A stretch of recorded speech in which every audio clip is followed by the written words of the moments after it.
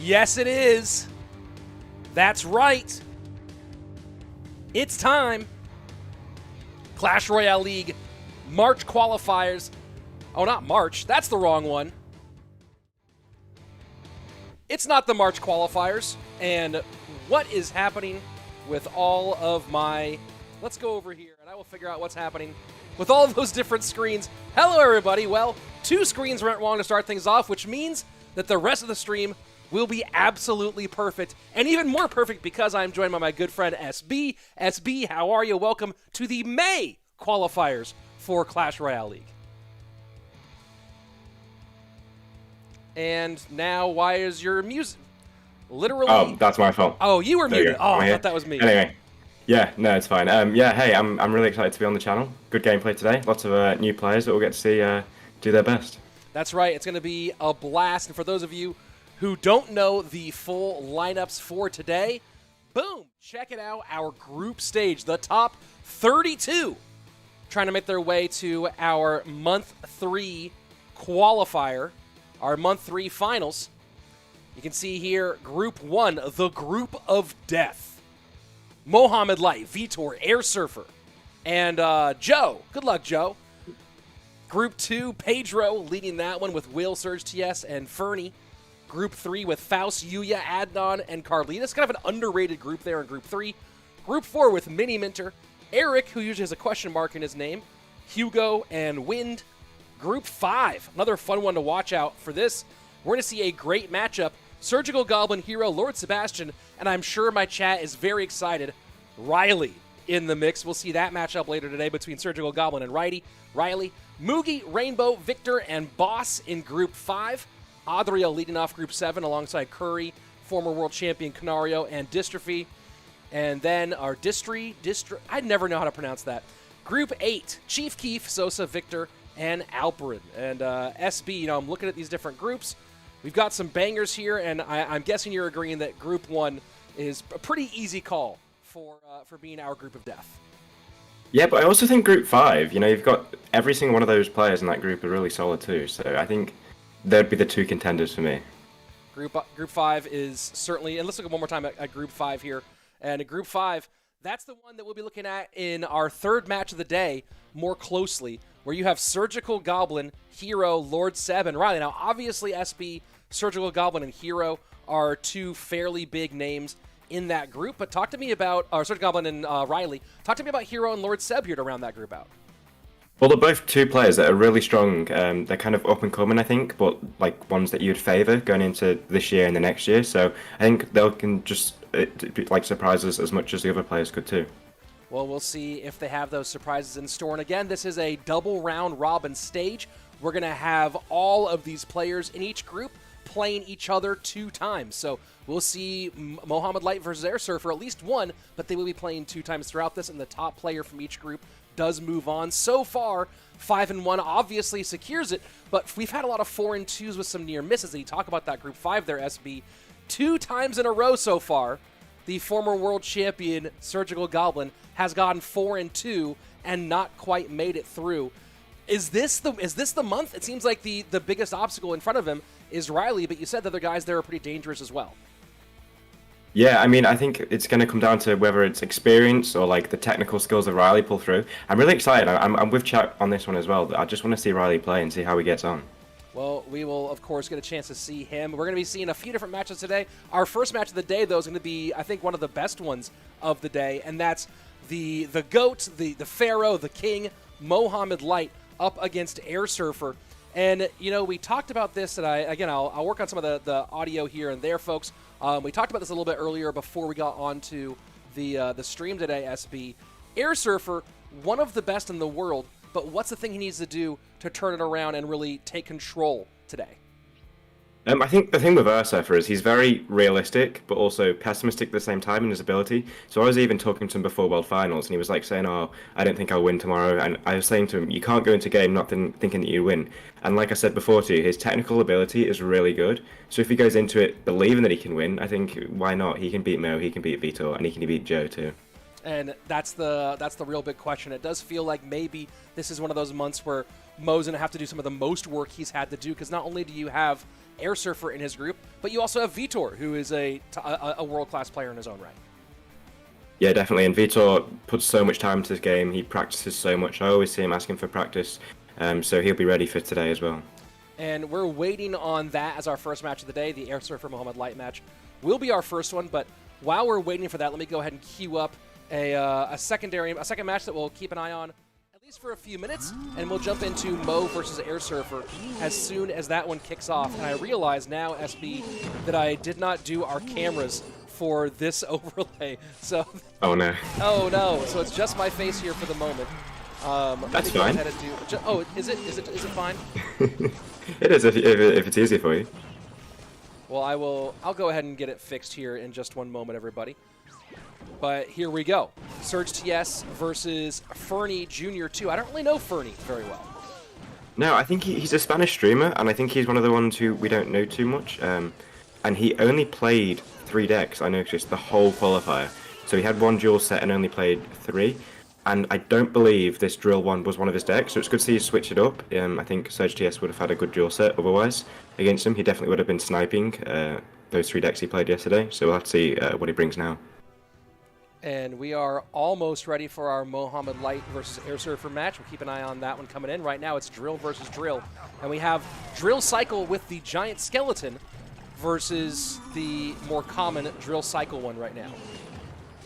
Yeah, 2 very strong decks in the minute. Well, dual strong decks. I don't think you'd see these in a ladder or other formats just because of, I don't know, they're not as strong when you've got better counters. In this matchup anyway, it's going to be probably advantage SurgTS if he can control the game. Like I said, with this deck, it takes 1 push with a Golden Knight and a Magic Archer lined up, so save those fireballs for that Magic Archer, control the game, and he should be okay, I think, here. So here we go, 20 seconds left in regulation time, and at the moment, it is SurgTS with a slight lead in the left-hand lane. Fernie does have the dual lane pressure, and that does seem like the one, if there is one bright light in the dark tunnel here for Fernie, it's that specific thing, that he has the dual lane pressure ability in a way that maybe SurgTS doesn't. Yeah, but this is a very big push here, and I think SurgTS's drill might have been a bit of an overcommit here, considering he's got the stuff down. Even though we survived this one, I think the next push could be a bit harder for him to deal with. Fernie did a good Golden Knight, good ability, and that's what allowed him to get that little bit of the damage back. Final minute 40. Sudden death overtime. Giant Skeleton sets up on the left-hand side. And Fernie now still sticking to one lane. We might see some ghost to the right-hand lane just for some pressure as the drill does come in the opposite direction. Yeah, it seems like the tides are slowly turning there now. It's getting into double. And even triple will be even harder for SurgTS. He's still in the damage lead here, but he's slowly but surely going into the negative as these trades keep coming across. And again, folks, as soon as we have the Mohamed Light versus Airsurfer match ready to go, we will have that one up. But still waiting on those 2 players to jump into gameplay and kick things off. Yeah, and it's going to be very hard for SurgTS to actually get damage here now, because he's going same lane as Fernie. Fernie's not going to be giving him fireball value, and he's going to be saving that ghost every single time for that drill. That fireball there, he's got to have to do it. He's going to have to keep being aggressive and hope he doesn't take damage. That Goblin here is very big. That could be crucial when it comes down to it. These Goblins may come down here on the drill. Golden Knight doesn't get the dash off, so that's very big for SurgTS. He'll be very glad that that didn't pull off. And the Magic Archer sniped by the bomb tower. All things going for SurgTS at the moment. And this time is the Giant Skeleton able to pick up on the drill. Ghost working there as well. Fireball value, 1228 on that left-hand lane, as SurgTS only has to defend a little bit longer. But is there some Magic Archer magic? No, there isn't. Bomb Tower gets it done, and that's just in time, folks, for us to switch over to our featured match of the morning. Here we go.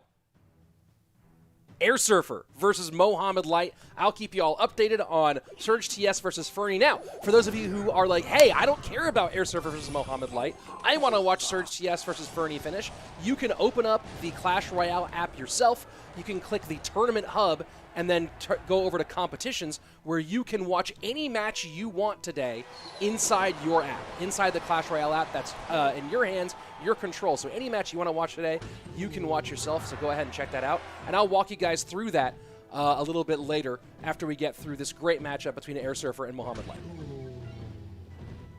It looks like we're going to see RG versus Ram Rider Bridge Spam.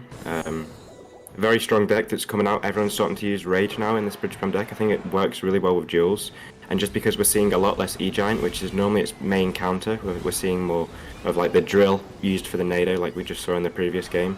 So Mo's been practicing this a lot. Obviously he knows how strong it's going to be in the meta going forward.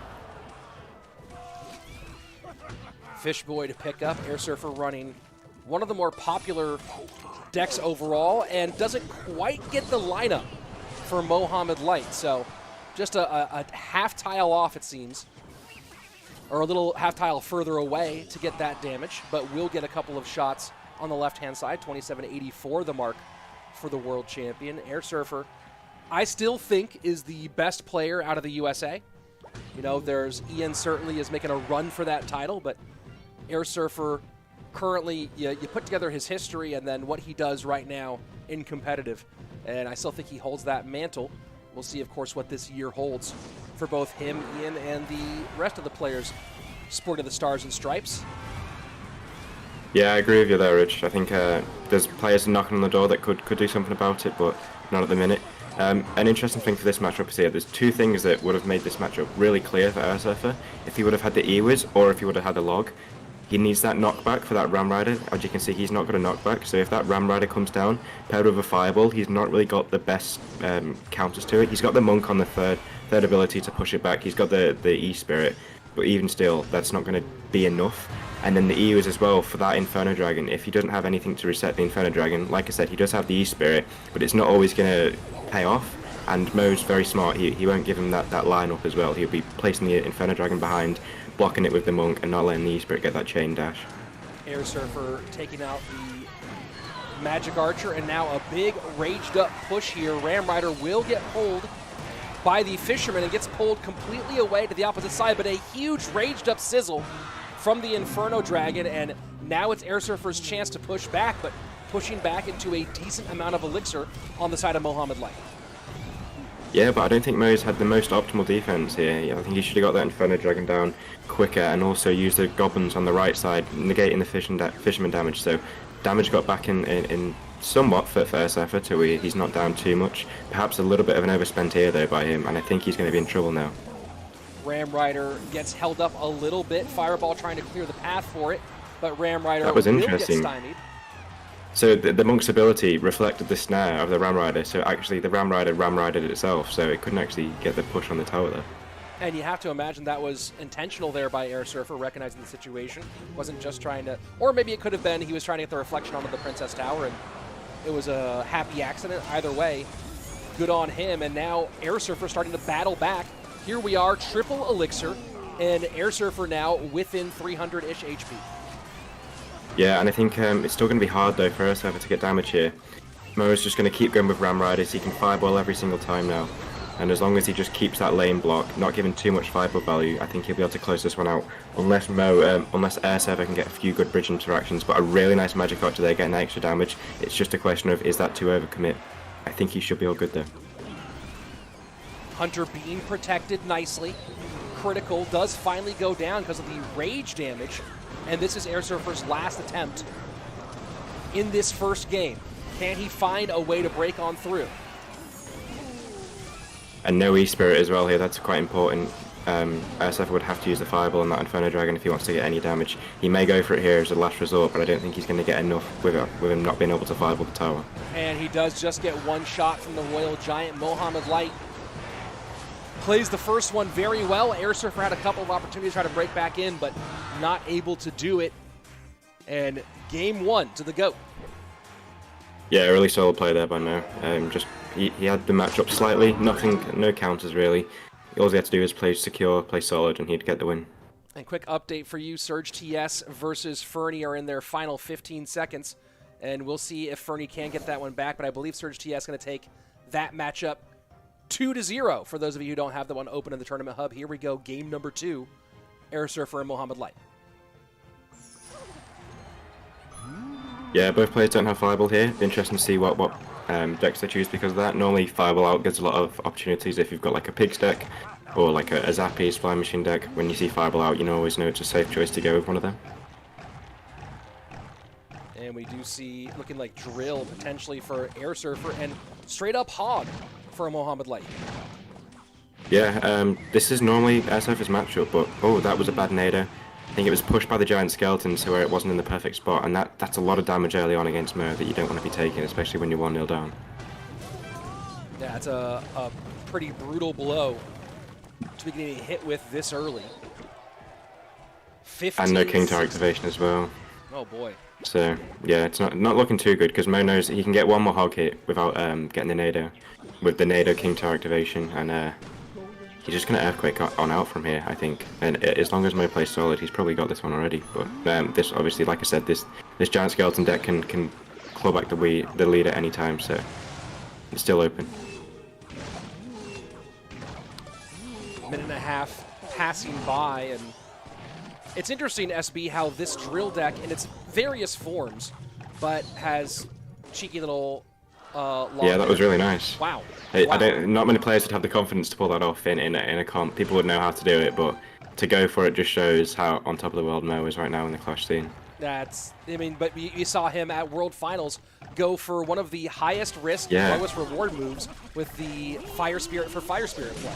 So the confidence and the micro to do it. Yeah, and that was at a time where it wasn't even, I think it came out on Twitter like the week before it was not released, but someone found it, so it shows that he's on top of these little like clips that you see on Twitter and going for them as quick as he can. Fun update for you guys, Miniminter in his match against Eric just won 2-0, but won game number 2 by just 2 HP, so that's a fun little update for you. This time King Tower activation, no problem for Airsurfer, does get it done, but SB, is it too little too late?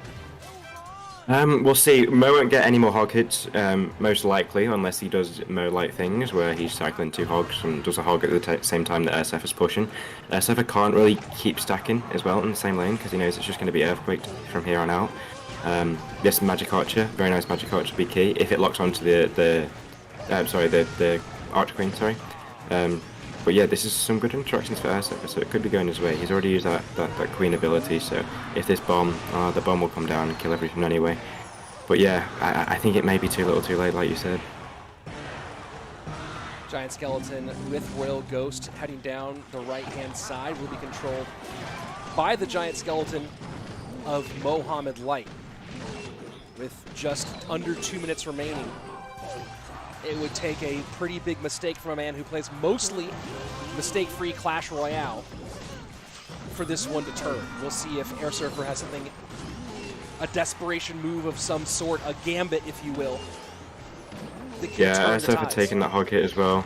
He has to do that, really. He's going to have to save his Nado for offense, so that will allow Mo to get damage on tower, but he's got to try and save it. That's his saving grace. If he gets a good Nado off, he can win the game, but unfortunately, he's just going to have to take a hog hit every time because of it. Drill goes opposite lane with the Golden Knight, and the Golden Knight doesn't quite do Golden Knight things anymore, SB, after the nerf. Very hard to have it save games for you the same way it used to, and it's looking more and more dire here for Airsurfer.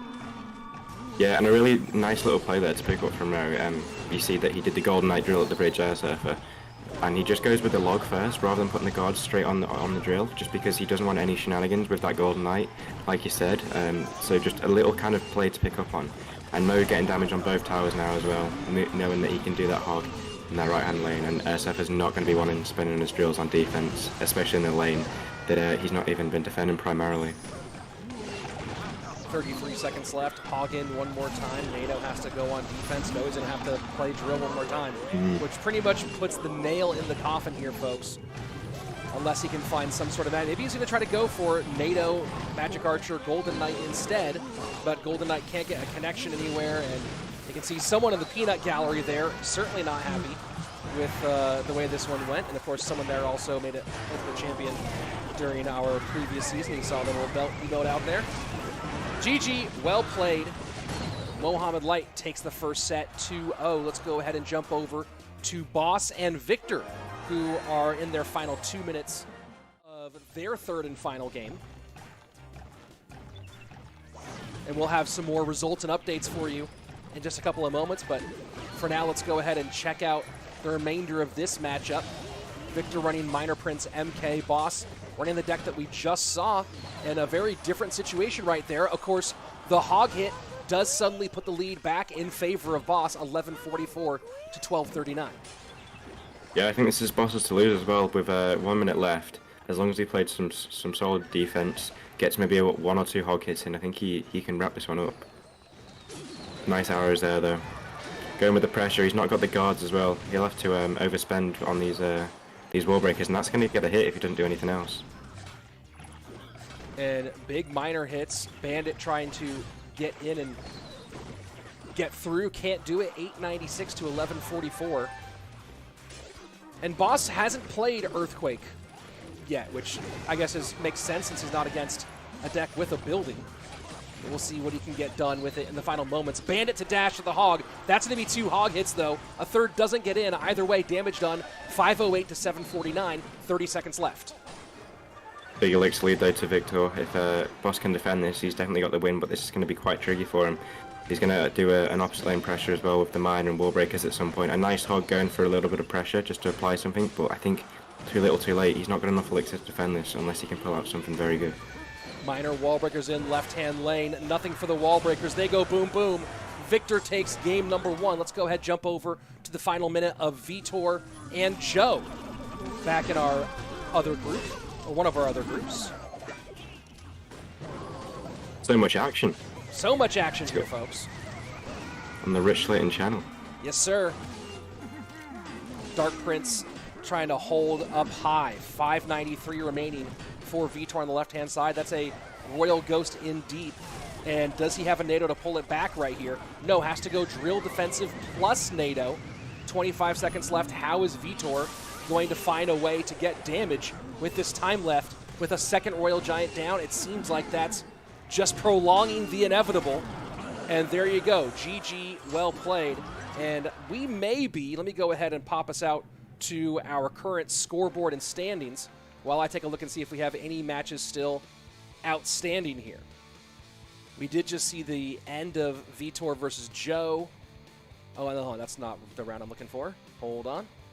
Moogie. Rainbows beat Moogie. That's a big score right there.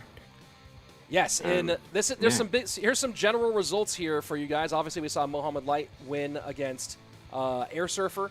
Joe taking the win over Vitor is a big one there for him. In Group 2, Pedro with the win over Will, and SurgTS we saw beat Fernie Jr., or saw at least part of that one. Faust with the win over CR7, and Carlitas doing his work against Adnan. That one has not been updated on this screen yet. Okay, there you go. Now the update has come on through. Miniminter with a win over Eric, and Hugo doing the same thing over Wind. In Group 5, maybe some big news here. Lord Seb beating Surgical Goblin. So Surgical taking a loss he probably really was counting on as a win here. And Ryley with the win over Hero. And, of course, we're going to see Surgical Goblin versus Ryley in our third round of gameplay today. On to Group 6. Rainbow over Mugi. And, is it Rainbow over Mugi? Yeah, Rainbow over Mugi. We'll probably watch that one in round 4 when these two rematch again later. And you can see Viktor taking the win over Boss. We saw the end of that one there as well. Adriel with a very important win over Distrughy. Is that right? Destroy? I used to always call him Distrughy, but I don't see a P there, so I don't know why I did that. But yeah, I guess it's like Distrughy, I think. I don't know. I'm not sure, really. I'll have to ask him. And then Kuri over Canario. And we do have Adriel Canario planned as our second match of the day. And then I guess still potentially, let me see if this match is still going. We might be able to catch the end of Keef's match. Let me see if we still have that.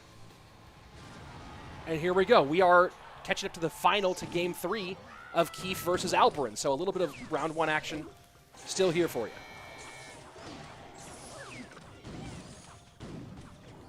As it's drill wall breakers with the Firecracker.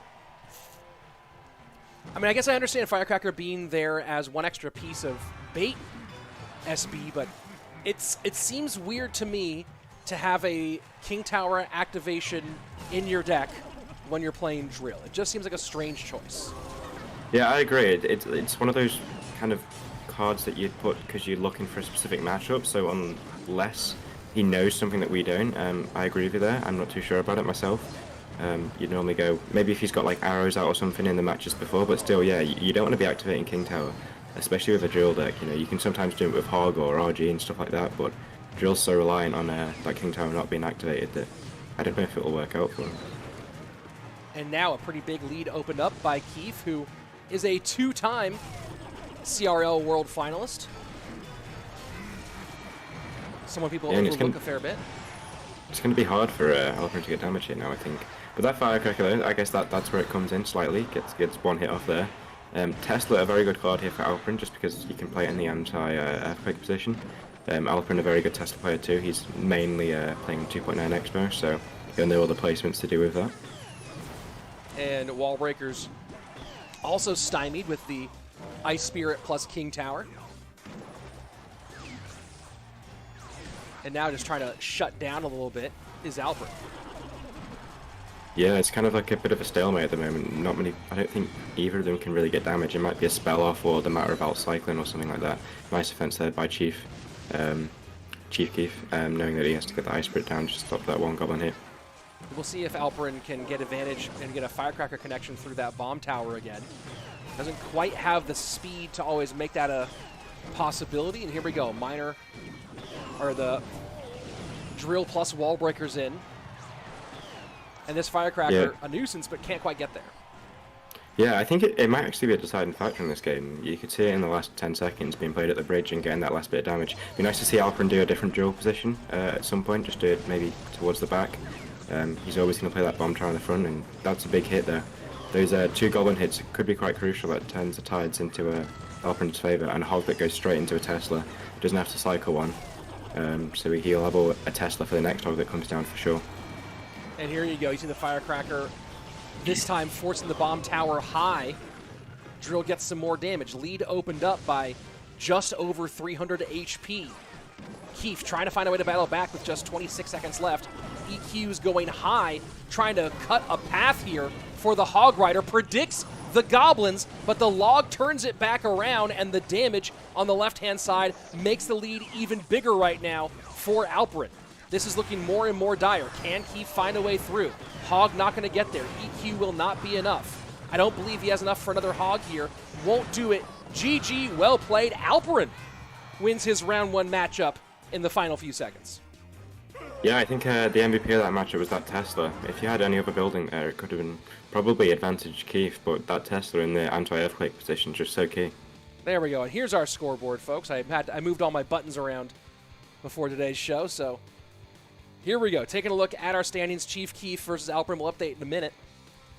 And we will be finished with round number 1 of gameplay. What's the biggest surprise for you here? Is it the Moogie loss? Yeah, I think it's Mugi or Surge. I was expecting kind of Surge to, like you say, turn up and kind of dominate this whole group, but I think that group 5 will be very close no matter what. I think it's going to be, you know, sometimes you even see 3-3s going through. They all finish on 3-3. It's one of those groups that could be a 4-2 or a 3-3, so I think he can still pull it back. But yeah, probably Mugi. I mean, Rainbow's a great player, but Mugi's Mugi, so you wouldn't expect him to lose that.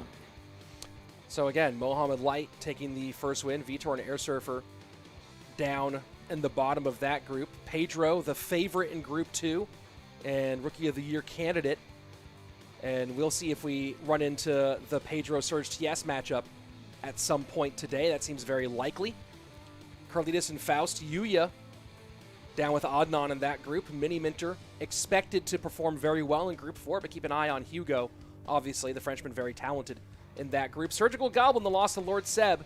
That'll make his round 3 matchup against Ryley that we'll watch right here on the channel all that much more important. Rainbow and Viktor in control of their group. 2 fan favorites, Moogie and Boss, in trouble in round 1, but still 5 rounds of gameplay to go. Adriel and Kuri on top, and we're going to be watching Adriel versus Canario as our featured match for our next round. And then still waiting on the update there, but yes, Sosa and Alperin leading Group 8 with Keef and Viktor now, both falling to the 0-1. And I have not looked at the chat on either Twitch or YouTube. By the way, we are live on both Twitch and YouTube, so If you want to watch anywhere, there are lots of different places to watch. Let me go ahead and show you a couple of them. First, we'll go ahead and I'll show you how to watch in-game if you want. And you can see in-game on the right-hand side of the screen, there's the big claim ticket for all your pass stuff. There's then your little chest for all your banners. And then right below that, the CRL logo. That little button, you click that button. You can go into the tournament hub if you want to watch any game you want inside.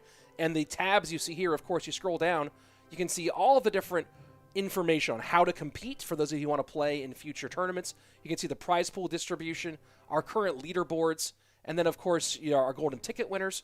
But then here, if you go to competition, the second tab, then you can go ahead and take a look at what's happening today. And you can pick whatever group you want through the third menu there. And then you can also choose what round we're in. So, hey, I want to go ahead and make sure that I watch someone in Group 3. Who do I love? Oh, I want to watch Faust in his Round 2. Let's go back to Group 3. And Faust in his Round 2 matchup. And when that match is ready, you can actually click right there on the Versus, and that will bring up this menu. And then when it's time, you see there's 10 minutes till that match starts. When it's time, you can click there and you can watch the game inside the tournament hub. So that's one way to watch. You can also watch right here on YouTube if you're coming from inside of Clash Royale, and you can watch on Twitch as well. So lots of different ways for you guys to follow along with the action. I got through all of it. Yeah, that was a grind, but it's just a natural, hey? And let's take a look at, let's see if I can catch up on if there's any important, I mean, important is certainly a relative term. Let me be clear on that one. If there's any interesting chat on here. This is you can expect anyone you want. This is the third season already. How can people still not know this? Well, that's what I'm here to do, is help people figure out what they need to know. Lachlan saying, I did not expect to see the goat on the right-hand side of the screen. Yeah, I agree. I didn't expect it either, and then he just showed up, and I was like, I guess you can cast with me if you really want, sure. So here he is. Tenzin saying, in Ryley we trust, which, let's talk about this one. SB, this may be the most important question I'm going to ask you of the day. Mm-hmm. If Ryley makes the monthly finals, is Ryley officially better than Ian? Not yet. I think they're both kind of like in the same category, because they're both like one tricks that aren't one tricks, if you know what I mean. They both have their ladder decks, but their ladder decks aren't a deck that kind of doesn't translate into other things. So it's hard to say. I mean, I'm not sure. I think potentially with a few more wins under Ryley's belt, he could make it to be confirmed the best, but I still think they're quite even right now. You could call them 1+ tricks, maybe? Yeah, perhaps that. That's what I was thinking that before. Like, you've got your one tricks who can play a deck that doesn't translate into comp, but if you're a one trick at like a cycle deck or something like that, not saying cycle's harder or better, just translate more into comp, you can still do well, I think. And I'm looking to see if we have any of our matches starting, but so far have not seen any updates inside of either. Oh, we should be getting. Let me go ahead and reset the tournament hub here and see if I can find us a match going besides our feature match. Again will be Adriel. Oh, is that match kicking off? I'm watching SurgTS versus Will right now. Adriel versus Canario. Here we go, our featured match is up and running. And that will get us something fun for our secondary match. Who are we watching again? We're watching Canario versus Adriel, and Canario running a variation of the deck that is taking Clash Royale by storm. Maybe the most annoying deck in the game right now, depending on your opinion, of course, and that is Goblin Hut Graveyard. Yeah, it's kind of just shot up. I don't even know why it's good. I think it only works in duels. Personally, that's what I would think. I think if you're playing it on ladder, I think it's got very pivotal matchups to where you can either get 100-0 or get 100-0'd. So that's why I think it works in duels. But I think it works in duels better as like a game 3er, just because you need cards to be able to play it. It's like Earthquake, Log, Mulwitch, and whatnot. But yeah, it's really solid. I think it's trying to like counter maybe like the E-Giants and stuff like that, but you don't really see it too much. But it's nice to see Rascals, it's nice to see Goblin Hut kind of in the meta though. It has been really big in Grand Challenges, putting up about 10,000 wins in 10,000 games in one round of Grand Challenges in 1 week of Grand Challenges at about a 60% win rate. So certainly rose to popularity, it seems, in GCs.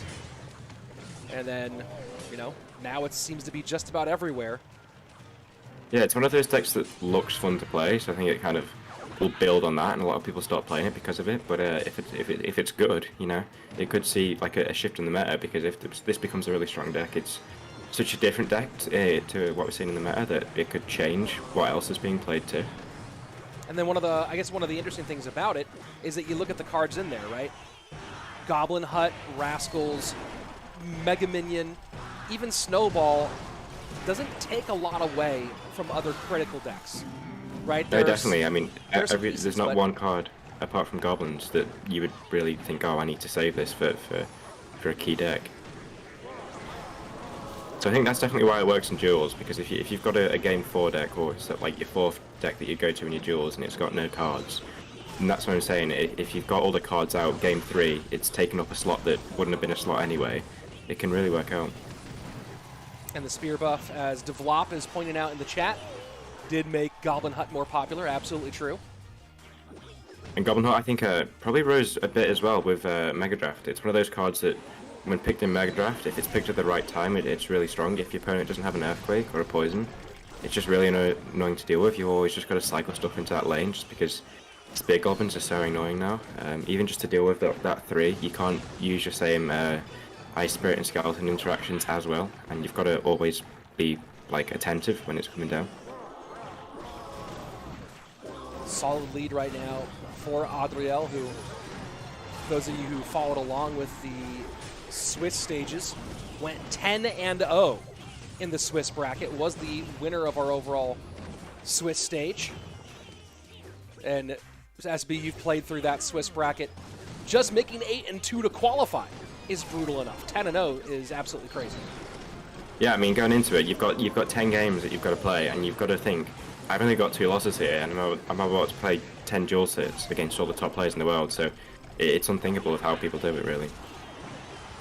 The only time I've ever qualified is when I just, like, didn't even realize I was winning. I was like, oh my god, wait, what? I won, kind of thing? I think if you ever think it and have to think, oh, I'll have to go 10-0 today, you've not got a chance. Guards going to work on the graveyard. Snowball in, trying to make a bit more room. That should be enough to secure game number 1 for Canario. Team Liquid, former world champion. And Canario getting a very nice win here to kick things off against Adriel. Yeah, with this deck too, really solid matchup. He had lots of counters to the drill, and those Goblin Huts are just really annoying to deal with. Like, obviously he's got the guards for the graveyard. You think, oh, he's not going to get too much damage, but it's just a constant pressure, and he can poison every time, and he's always got a counter to Adriel's 1-win condition, so quite hard to deal with for Adriel.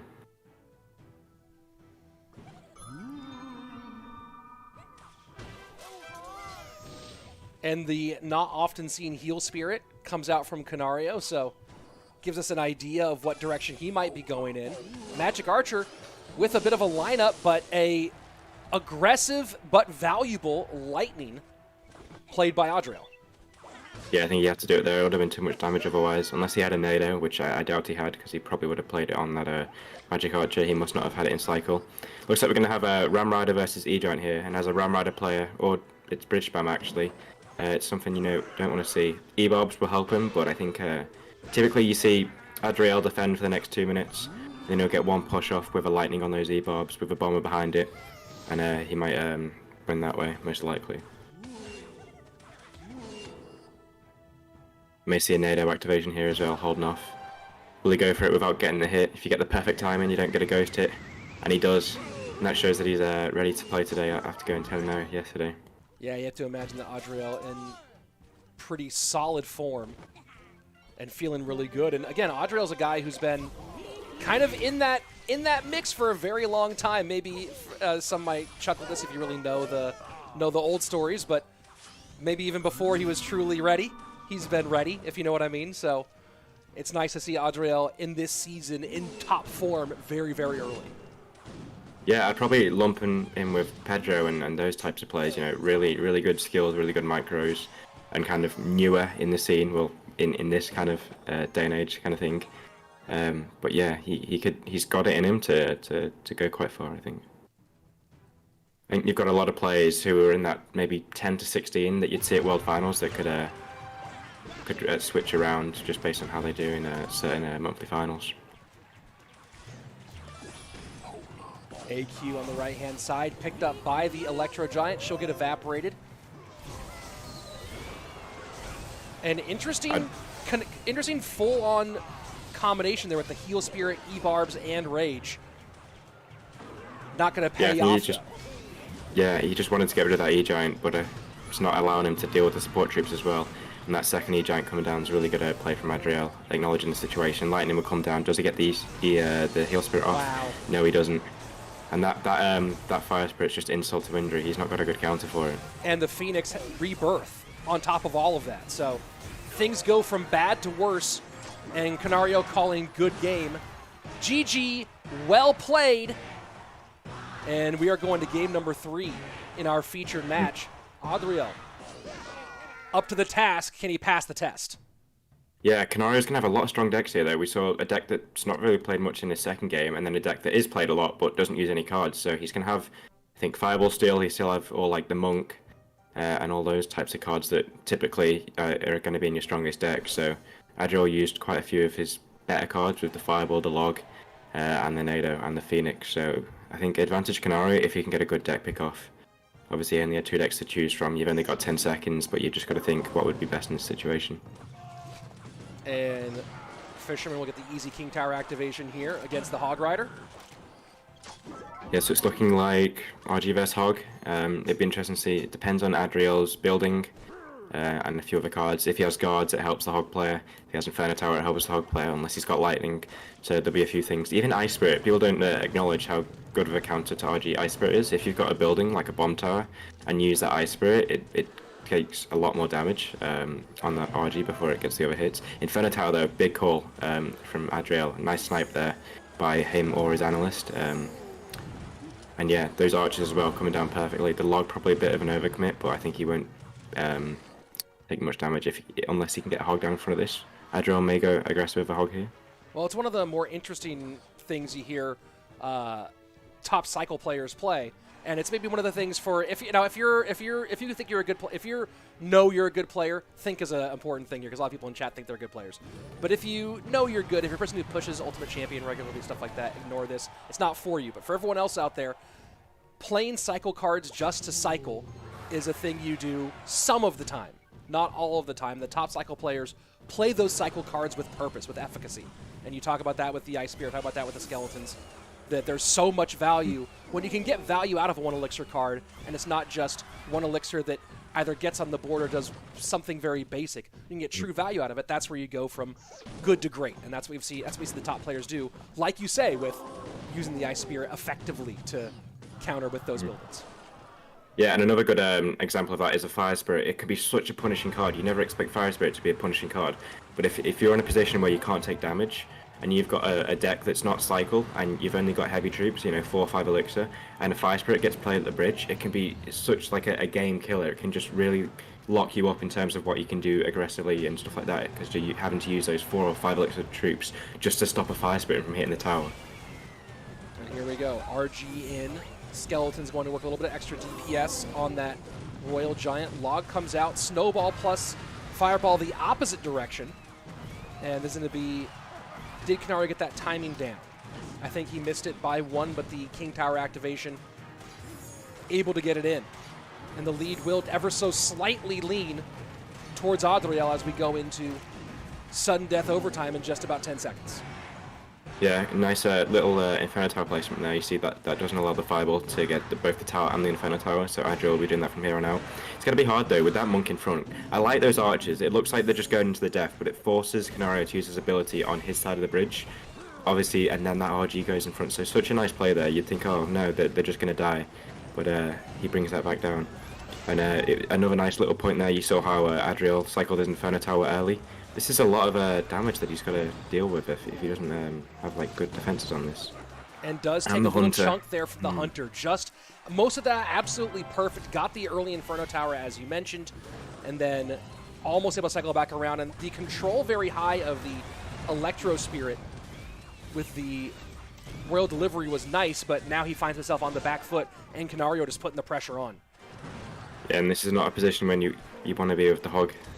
You want to be either even damage or slightly ahead, because going into this, you know you're not going to get too much damage, because obviously you've got no big spell in terms of something that can do anything with the troops. And nice ability on that snowball there. I think that was just a coincidence. He's going to use it on the archers anyway, but I think Canario can kind of just chill for a bit now. He can go for an RG here, but I don't think it's important to. He can just cycle a Hunter or a Phoenix in the back like he does, knowing that he's got that damage lead and he doesn't have to go for anything too crazy to get the win. And that Hunter's going to get completely turned around due to the Monk play. Does not protect the first set of archers, second set of archers down, and now Hog into the right-hand side.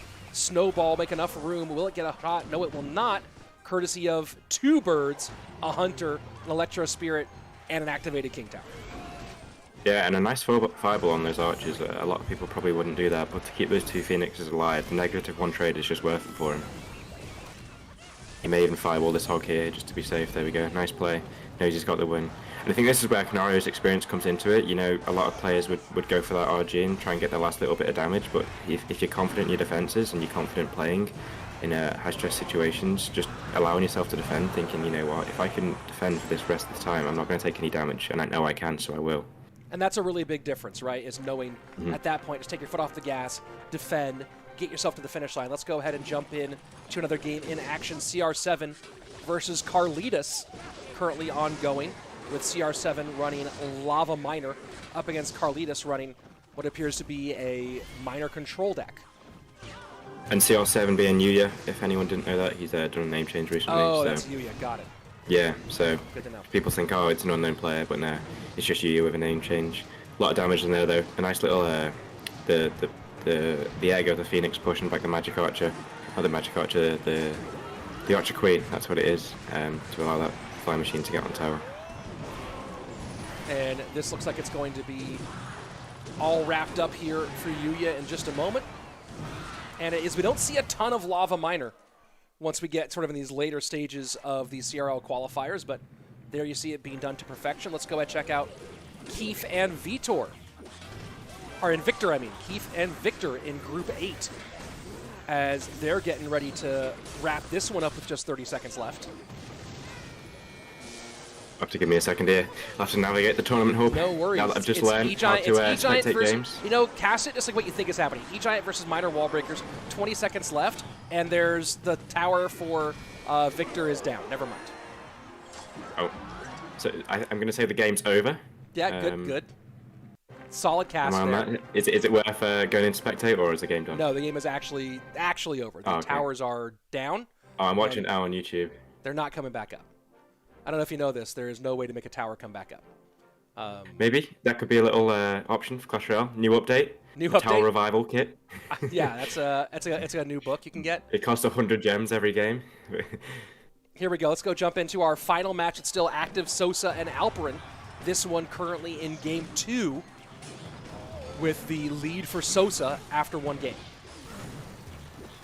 Sosa, another really good player, like who I'd put in the group with like Pedro and Adriel. Really good technically, had some good ladder performances too. And he's just a few kind of monthly finals away from doing something quite good in the game. And Hogs both on the right-hand side. Bomb tower for both as well. Looks like it's a almost mirror matchup here. Yeah, I think, but that snowball will be quite an advantage for Alperin if used in the right situation. But a lot of damage there. Probably, if he would have had the log in that situation, it probably would have been better for him. So it's funny that I say that just then. But yeah, even the Ice Spirit will help him, Sosa, quite a bit. It's funny how you see these like little changes, and in a matchup, it can make quite a difference, even if it's like a mirror. Well, you think about the snowball is so important. But then on the flip side of things, Alperin has Fire Spirit instead of Ice Spirit, right? So he loses that little extra bit of stun, which is so massive. Snowball. But then on the flip side, a Fire Spirit at the bridge, if he's not got an Ice Spirit or a Guards or a Log, you know, these little things just allow different outplay potential. So it's just, I guess, who uses them best. And cheeky little EQ behind the Mighty Miner there for Sosa. Doesn't do much more for the Mighty Miner, but the lead opened up by about 700 plus a Musketeer connection on the left-hand side. So Sosa continuing to add to his totals. And at this point, it feels like just don't make a mistake and you're in good shape. Yeah, I agree with you there, but he's allowed 2 Musketeer hits to kind of let Alperin back in the game. You know, in these Hog Mirror matchups, you always expect it to be very close until one player makes a misplay, and it looked like Alperin did that early on, but a few Musketeer hits allow him to get back into the game, and Sosa in a position where he was quite strong, and he could just defend, get a few Hogs, a few Earthquakes, let Alperin make all the moves.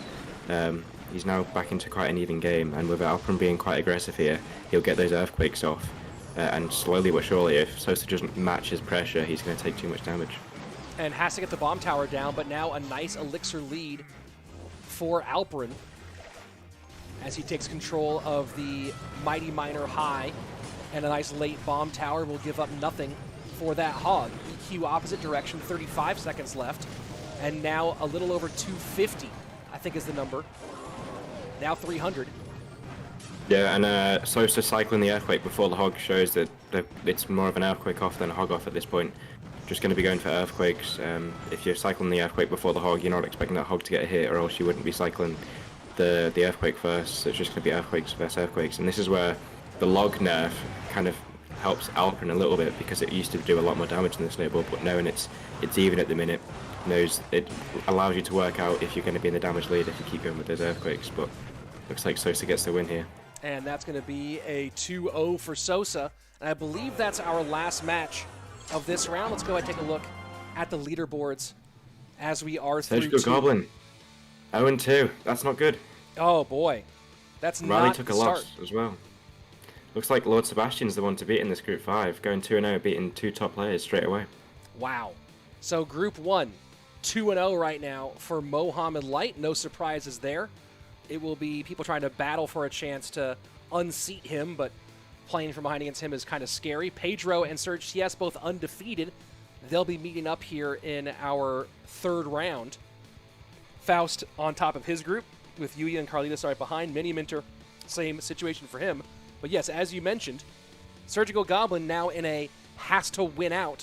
And our featured match for next round is going to be Surgical Goblin versus Ryley. So that's going to be an interesting one and a very important one. And that'll kind of be a do-or-die matchup for Surgical Goblin. Rainbow in the lead in Group 6, but Moogie back in the winner's circle. Boss falls to an early 0-2. And yes, someone did point out that we have Vitor, Viktor, and Viktor between Groups 1, 6, and 8, which is a lot to deal with. Group 7, Kuri on top here. Adriel 1-1 himself, and then Sosa currently in control of Group 8 with a couple guys down there in the 1-on-1 spot. And I see people saying, watch Ryley, please. Boss versus Mugi would be a good matchup. We'll see. But yes, our featured match for our next round is going to be Surgical Goblin versus Ryley. The most requested player on my channel by far in Ryley. And now, finally, everyone, you will get a chance to watch him here on the channel. SB, thoughts on this matchup between Surgical Goblin and Ryley? Obviously, a little different now that Surge is 0-2, not what we expected for this matchup. But talk to me a bit about these two. Yeah, two great players. Obviously, Surge, we all know Surge, arguably the GOAT of the game, pre-Mohamed. So yeah, it'd be nice to see him play, but I think he's just going to be hoping that Lord Seb gets a loss here, and if Lord Seb goes 2-1, it's all relatively close because you've got 6 matches, and you know you're going against each other 3 times, each other twice. You know that when this second round, you say, comes around, if you get those wins against them who've just beat you, it can turn quite quickly. But yeah, I really want Ryley to do well. It'd be nice to see him in monthly finals. I think he's such a strong player.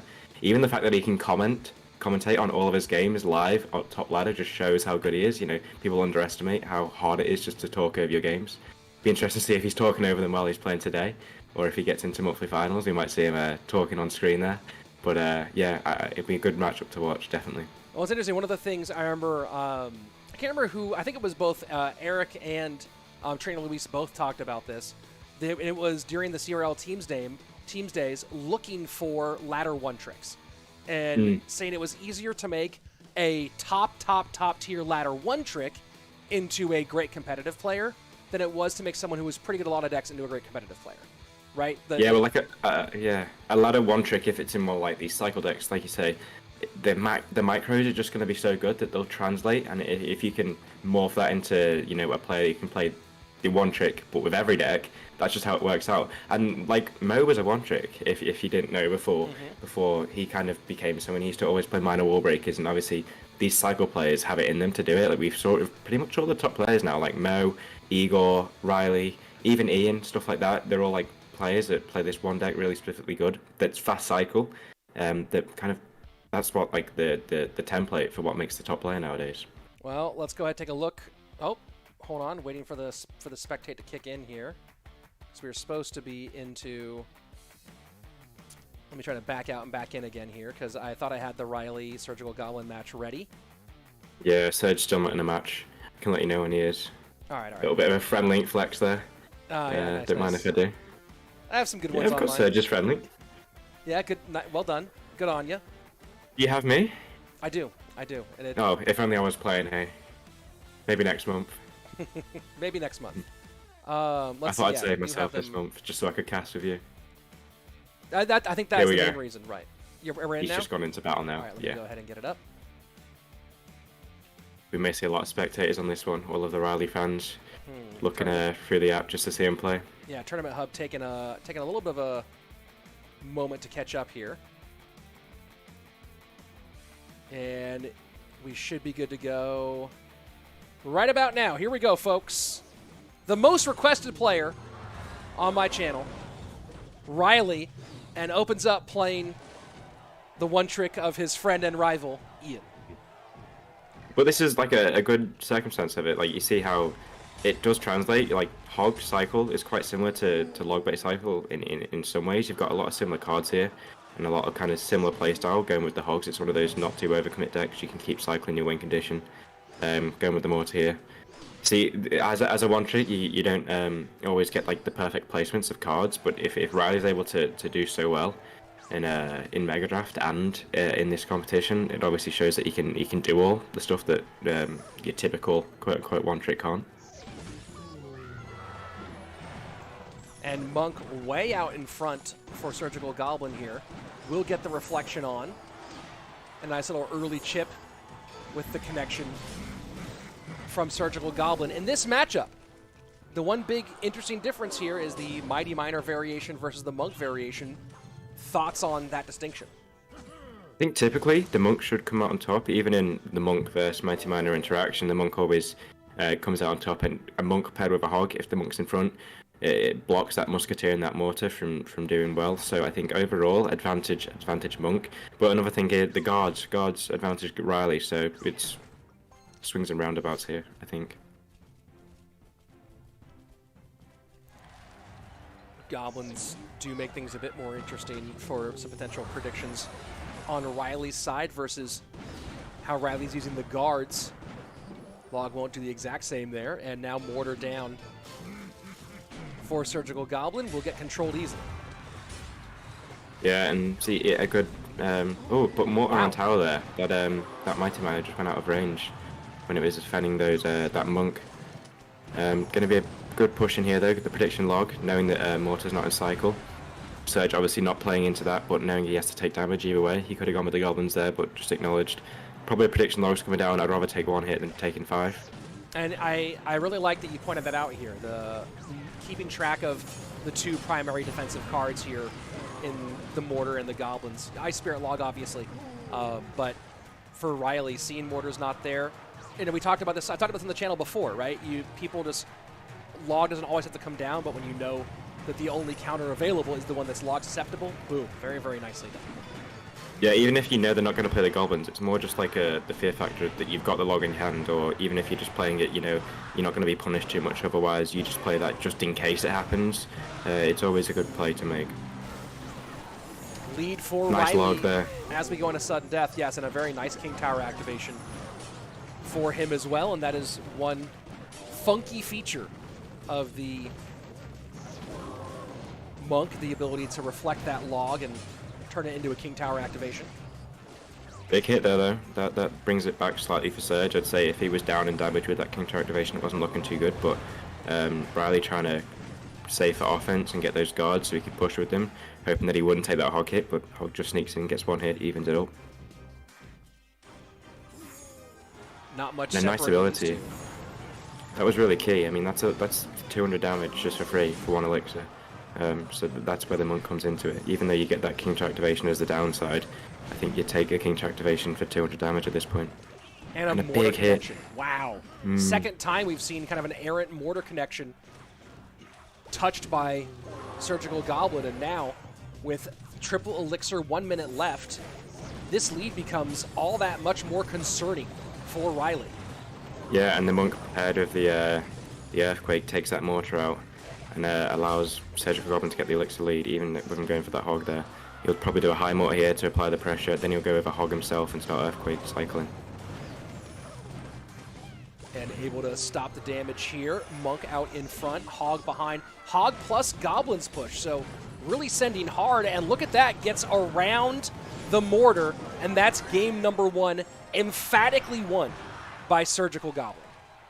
I think it was Surge's to win anyway without that hog pushing past, but as a player in a hog mirror matchup, you never want to see that hog get pushed to the side. It's always something that you can try and do, but you can never, it's not like a perfect interaction at this point where you can go, well, this will push the hog definitely. You just place the monk in that one position and think, oh, there's a chance it happens, at least I'll go for it. Split wall breakers picked up by the skeleton army. So I think Ryley's playing drill here. Ryley plays this deck a lot actually. I've been looking at his Royale API, seen in practice just to see what he's playing. It's always interesting to see what these players play. And he's been playing this a lot, so he's very strong with it. It's Wallbreaker's drill. Yeah, Wallbreaker's drill. I think he has Snowball. Normally it's played with just like a Fireball or Log, but I think in this kind of dual set that he plays, it probably has Snowball, maybe Poison or Fireball. And arrows up to the task. Really a little bit of damage here, though.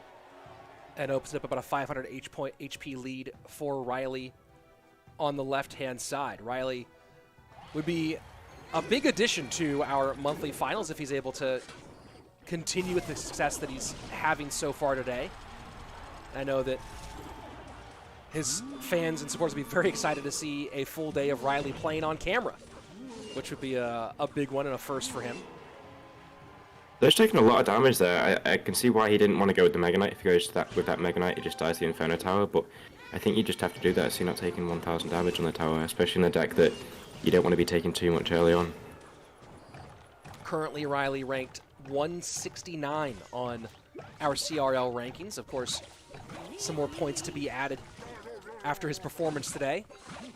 We'll see how far he can jump up the rankings with a good one today. The Skarmy takes care of that Archer Queen on the right-hand side. Prince does connect, but still the lead heavily in favor of the young bait player.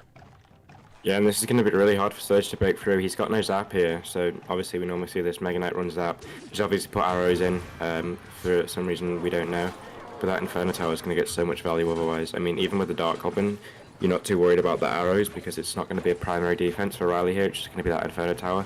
And the Skarmy too, it doesn't allow you to get rid of it quickly. You can do prediction arrows like we see there, and that was a really nice prediction arrows. Ryley having to go with the Fireball, he's got no other knockbacks, and he's going to have to overspend on this, but I think he might be okay.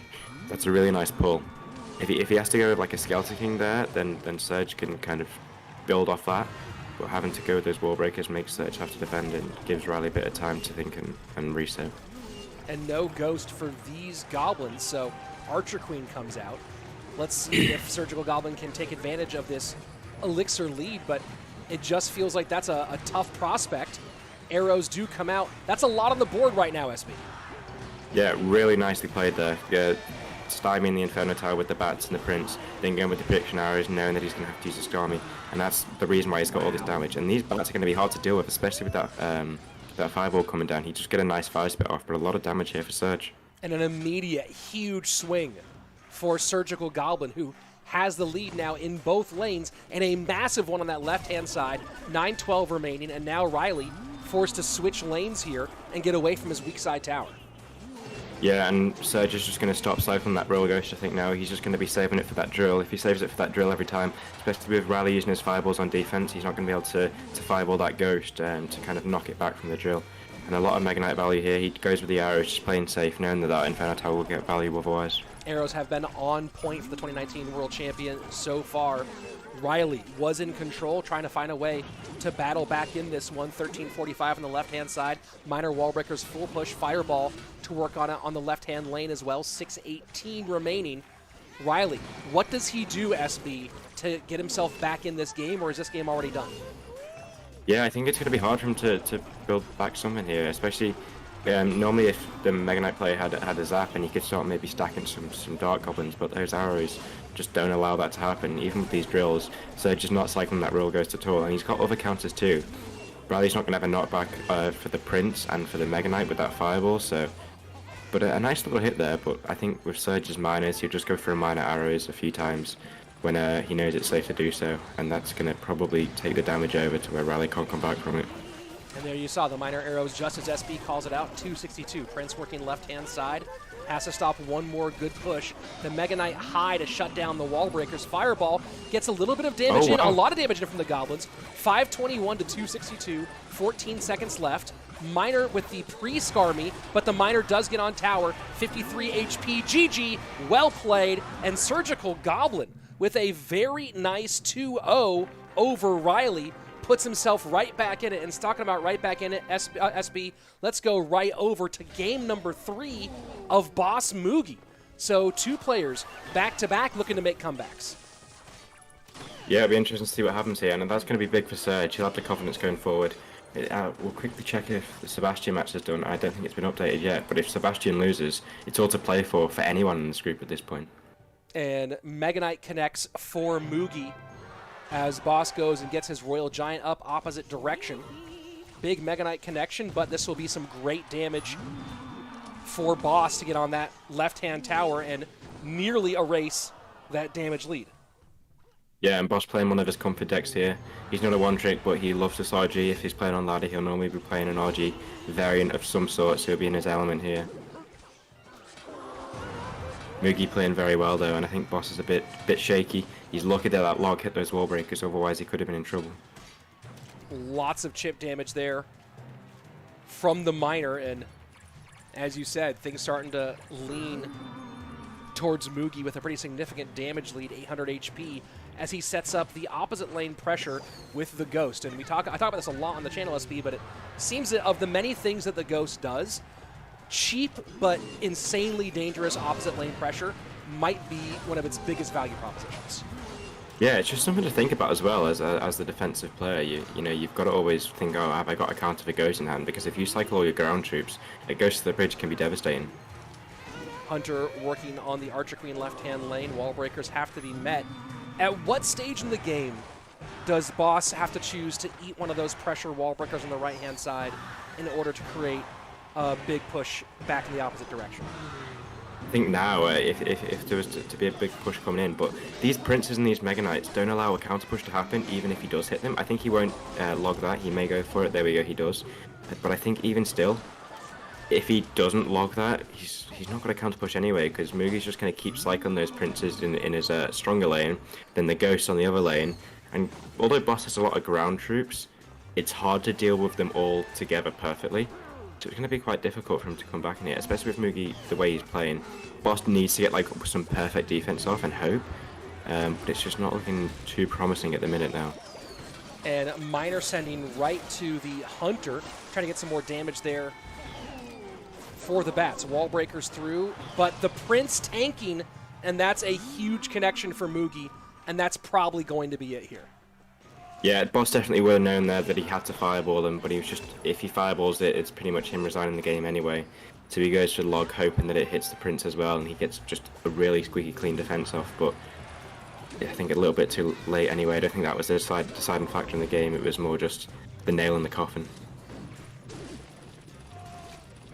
And Minor will go to the back, nothing picks it up, arrows in, GG, well played, as Mugi does put Boss down 2-0 and 3. Let's go ahead and check in with a game just starting. It's game number 3 here. Faust and Carlitas still up and running. And so far, just the single snowball cycle you saw on screen, the only gameplay so far. And right as I say that, recruits drop right with some piggies. Yeah, I'll be a second until I'm back with you, Rich. But just looking at that leaderboard there, we do see in Group 1, LordSebastian losing, so all to play for. A lot of two twos and one and 2 1s and 2s. So these next 3 games in Group 1 are going to be, Group 5 rather, are going to be very interesting. And we'll do a check-in on those leaderboards here in just a couple of minutes. And was this Boss CR from YouTube? Yes, same one. Flying Machine does not get on the Princess Tower on the right-hand side, and interesting to see the, I feel like there was a time when there was, of course, obviously a recruits meta.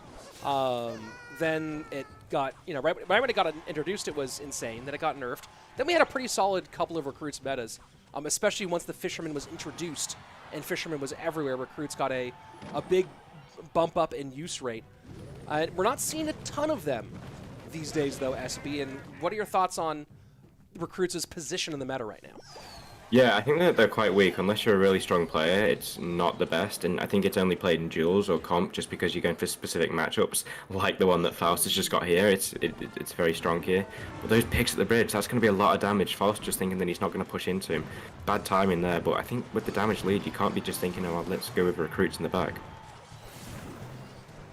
And setting up, hopefully for something big on his side, but obviously that will depend on how he can break through. The Mighty Miner bomb should come out. Yep, and there he goes to reset that. Delivery high, maybe a half step early here as Snowball Arrows going to get a lot of pigs damage on the right-hand side. And no big surprises here. Friend and teammate of Morton and OP Sam comes out with piggies to wonderful success.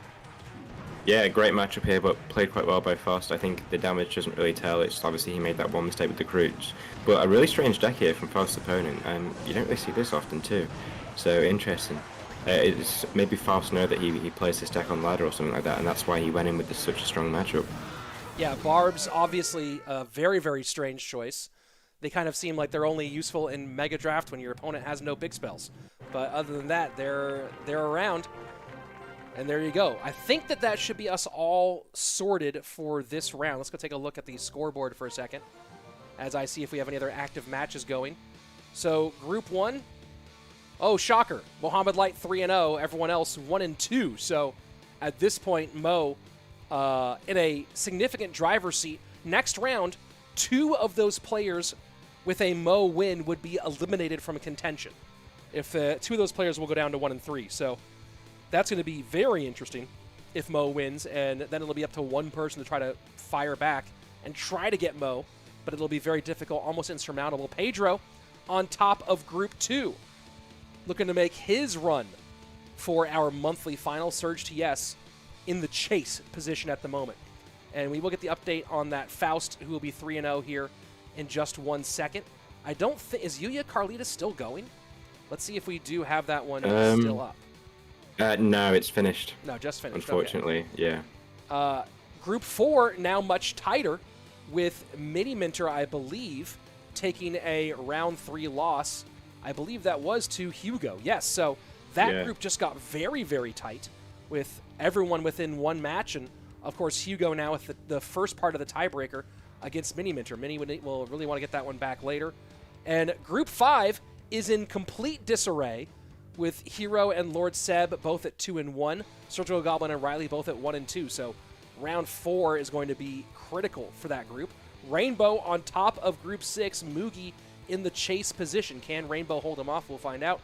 Adriel and Kuri and Canario all tied at 2-1, and Distrughy, he got a very big win to make it into this competition, and so far has not found his win on the weekend.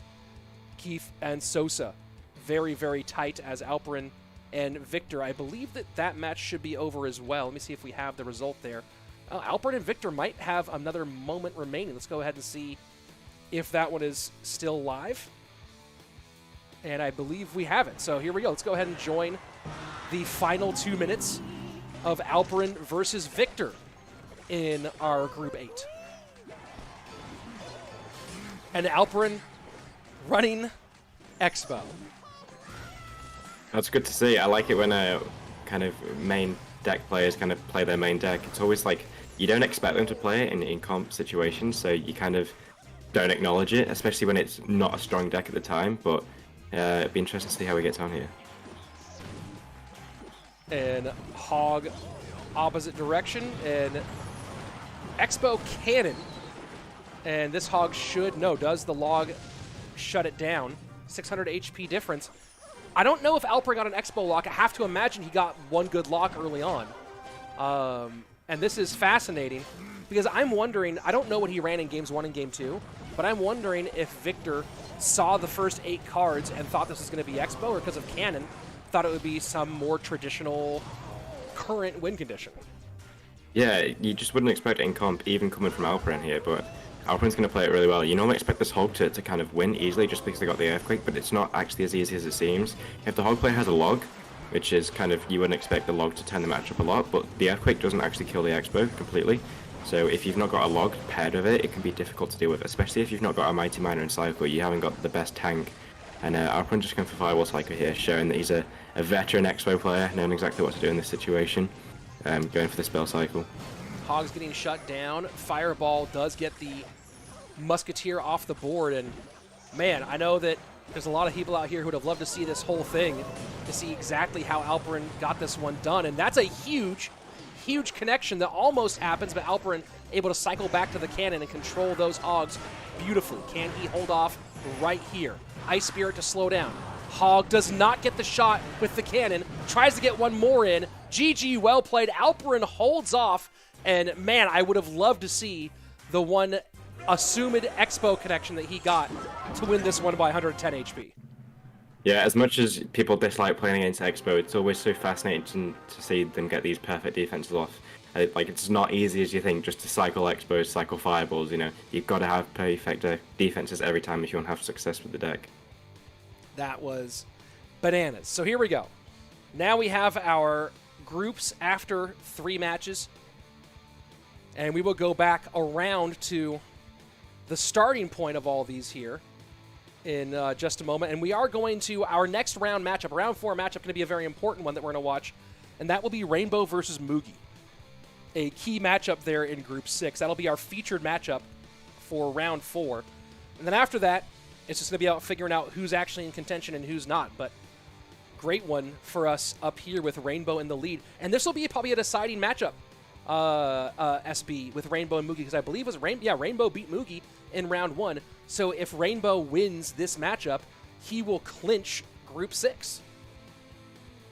Yeah, I'm really rooting for Rainbow as well. I know obviously people would have written him off just because Moogie's in the group, but a close friend of mine, I played with him in a competition in Spain in person, so he's really good technically.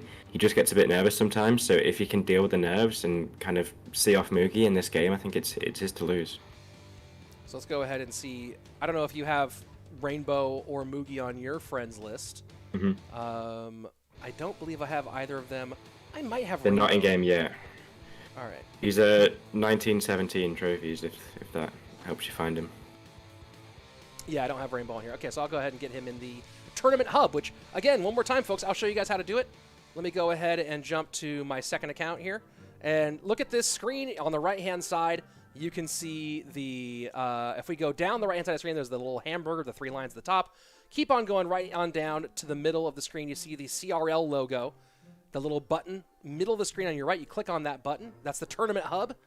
And, of course, as I showed before, all the information you could want about CRL, current golden ticket winners, the current standings, prize pool, information on how you can compete. Of course, you at home starts with making top 1,000 on a ranked season. So, get your best deck polished up for our next season. And, of course, if you want to follow along with a match that we're not watching, you can go inside to the competition tab in the tournament hub. And we are going to currently go over to Group 6, I think? Yes, Group 6, and we're going to go to our current round. You can see all the results here, the current group standings, the results round by round. We're going to go to round 4, and the match that we want is Rainbow versus Moogie. So I'll go ahead and click on Rainbow versus Moogie, and you can see the match is not quite ready to start yet as we're waiting for check-ins. So that's how you can do it, and as soon as we have that match up and ready, we'll have you guys ready to rock in that one as well.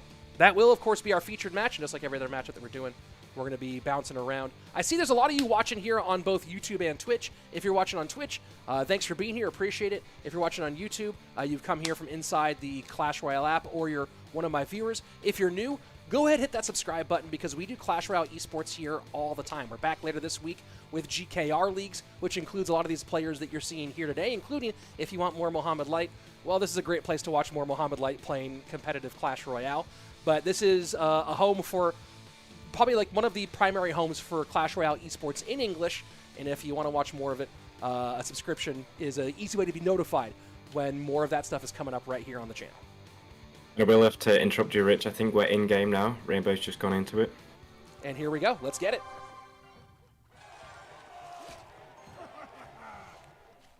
Archers, not something that we see as much now since the nerf, especially with Monk being a lot more prominent. It's a card that doesn't deal well against it, so it'd be interesting to see what Rainbow plays here. Snowball makes me think possibly like a balloon variant. Poison, maybe Graveyard, who knows? And very, very interesting. It's going to be Pigs for Mugi. And with the Goblin Hut, almost assuredly feels like Graveyard now.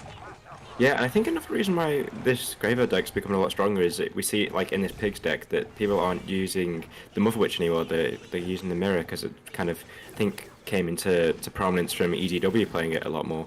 And his success in KSO Cup made people realize it's probably better to play Mirror than Mother Witch in this deck, which allows this Graveyard deck to become so strong. So, first Graveyard push in. Very aggressive early Graveyard from Rainbow. Aggressive, but I think the right play, and it shows that Rainbow's playing with confidence. He's getting a lot of damage here, and most players would have just think, no, I'll play safe till double, but it's nice to see. It shows that he's taking the match to Moogie. And maybe recognizing where the cycle was and being a little bit up on Elixir. And just, as you said, pressuring that one. And I think you said taking the match to Mugi. I really like that a lot, because we talk about this quite a bit with Mohamed Light. The players maybe not playing up to their full potential when they play against Mohamed Light. And Mugi, again, another world-class S-tier player, where you got to wonder about how many players play it a little bit too safe and find themselves behind in situations where they probably could be performing a little bit better. Yeah, and even just playing gimmicky decks, I think if people have a lot more confidence going against these top players, I mean, there's a reason you're not as confident, because they are so good, but you've just got to believe in yourself. You know, you're in the top 32 in the world for this month, so go for it. Why not? And Pigs down. I love the 3-1 split there. Does not get the flying machine away, but does put down some pressure from the 2021 world champion. Yeah, and Rainbow needs to get a bit of a few good interactions here, or else he might just keep taking damage. He's always going to have to poison those flying machines unless he can get a good Phoenix off. I think one good Phoenix and he's got a push in his hands, but if he saves those poisons, it allows him to get the Graveyard off. Moogie doesn't really have the best Graveyard counters, but with these giant skeletons, it's just going to keep lane blocking and not let Rainbow do a Graveyard in the first place. For those of you who don't know Rainbow very well, 8.5k personal best on Legacy Ladder, currently ranked 28th on our CRL standings, so certainly in the hunt. And like a lot of the players you see today, a great weekend here could put him directly into contention for one of those 7 spots that qualify through points for World Finals. Of course, a golden ticket obviously on the line this month as well, but Rainbow certainly one of those players who's quietly in the mix this season as we go into our final 90 seconds, continuing to make his case with the lead over Moogie by almost 500 HP. Yeah, and Moogie not getting damage here as well. You'd expect him to keep going with the Royal Hogs. He's just playing safe, hoping to get a few good bridge interactions, but Rainbow dealing with it all quite well at the moment. He's down Elixir at the minute though. Luckily that giant skeleton doesn't go towards the Rascal Girl, goes towards the Goblin Hut instead, or else that could have been a lot worse for Rainbow. And here we go, 70 seconds left. Pig's left-hand lane. Goblin Hut to pick up. And now the Mirror Pigs come behind. Yeah, and luckily he did those arrows there. If he saved those arrows for those archers, that could have been a lot more damage. Rainbow's really only good Pig's counter is the Skeleton King, and he's having to cycle it to defend with the ground stuff. Obviously Rainbow did take a lot of damage here, but if he can hold this off for a little bit, the last second poison Graveyard could get him in the back of the lead. And now goes with the Skeleton King to the left-hand lane. Pigs, first set of picks is going to get the... Wow, he switches lanes. Just going opposite the Skeleton King every time, no matter what right now, seems to be the plan for Mugi, and it is working. Tons of damage in the right-hand lane. Right hand now the weak side for Rainbow, as he has to go all in here. Giant Skeleton block at the bridge. Flying Machine in, Snowball trying to make some more room for the Graveyard. Ability on the left-hand lane, won't do much. Arrows down. Poison trying to tick away. The Spear Goblin. Spear Goblin got the 2 hits on the tower, and that's going to be the difference. It wasn't even a full HP Spear Goblin. You never see Spear Goblin with the damage down, but yeah. That shows that the new Spear Goblin buff, getting those shots off earlier, I think that was the difference. What a total clutch by such a tiny piece of the elixir that you've spent to get that one. And now let's take a look at the round 1. Arrows out for Mugi, Poison out, and Graveyard obviously out for Rainbow. And it does feel like Rainbow's harder to predict from this point going forward, having used that deck. Although I'm curious to see what kind of duel... Have we seen... And this is actually maybe a question that you can't answer yet either, but are we going to see dual deck sets that are built around this Goblin Hut Graveyard deck begin to coalesce into some predictability? Yeah, I think so, because it counters a lot as well, so people probably will start playing E-Giant a bit less and stuff like that. If you know they've always got the chance to bring out this 4th deck that doesn't take cards, that counters one of your main decks, and with E-Giant being such a staple in the duels, you've either got Drill or E-Giant practically with that Meadow slot, so yeah, it could change the meta in duels. And here we go, we see Rainbow going to Drill, and Mugi now here in game number 2. Going to Goblin Hut Graveyard. Anything you can do, I can do better. I can do anything better than you.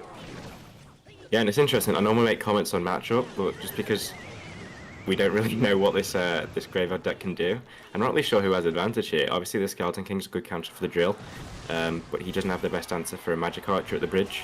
Paired with Venado, he's obviously got the Poison and the Snowball, but still, you're always going to take a little bit of damage. And that's why this Spear Goblin Hut is so good. You see those 6 Spear Goblins coming down, and if you don't have like a good counter like he did have the Ghost in that scenario, they get so much damage, they just attack so fast. And Golden Knight just can't quite go far enough, and now it's a big Graveyard push. Goblins, Bird, Snowball clears, and that's going to be an insane amount of damage early on, so much like our first game where there was an early Graveyard connection that really set the tone. Same thing here for Mugi in response to kick off game number 2, an insult to injury. Bye-bye to your Magic Archer. Yeah, and I think a really key little MVP of that push there was just the Goblins at the bridge. Rainbow hadn't played a Barb Barrel, but he could have had it, and Mugi knows that if you've got a Giant Skeleton, typically you don't have a small spell in this dual deck, so he goes with the Goblins at the bridge, knowing that he's got a little bit of a elixir lead, but without those Goblins, Rainbow can defend that push quite easily. And Giant Skeleton out in front of the E-Wiz, 8-12 on Rainbow's right-hand tower, and basically perfection on Mugi for both lanes. And we've seen this, we saw some similar stuff with the log from Mohamed Light earlier today to put a Magic Archer into Death Bomb range. Similar gameplay here with a Snowball on the E-Wiz. Clearance plays now from another world champion. Yeah, and we saw in the last match this kind of happened with Graveyard getting all the damage early off. Quick side step though, Mugi going quite aggressive here, knowing that he can't really take much damage because Rainbow doesn't have like a big push like Mugi did with the pigs in the last game. Rainbow can just keep setting up for graveyards and he'll never really have to worry about taking too much damage, and that Skeleton King's going to splash on the tower and take the game. Here we go, game number 3. Rainbow played Graveyard and Drill, has Fireball and Lightning both available, so let's see if E-Giant, as my co-caster... I think we could see an RG mirror match up here. That's my guess if I was to put a bet on.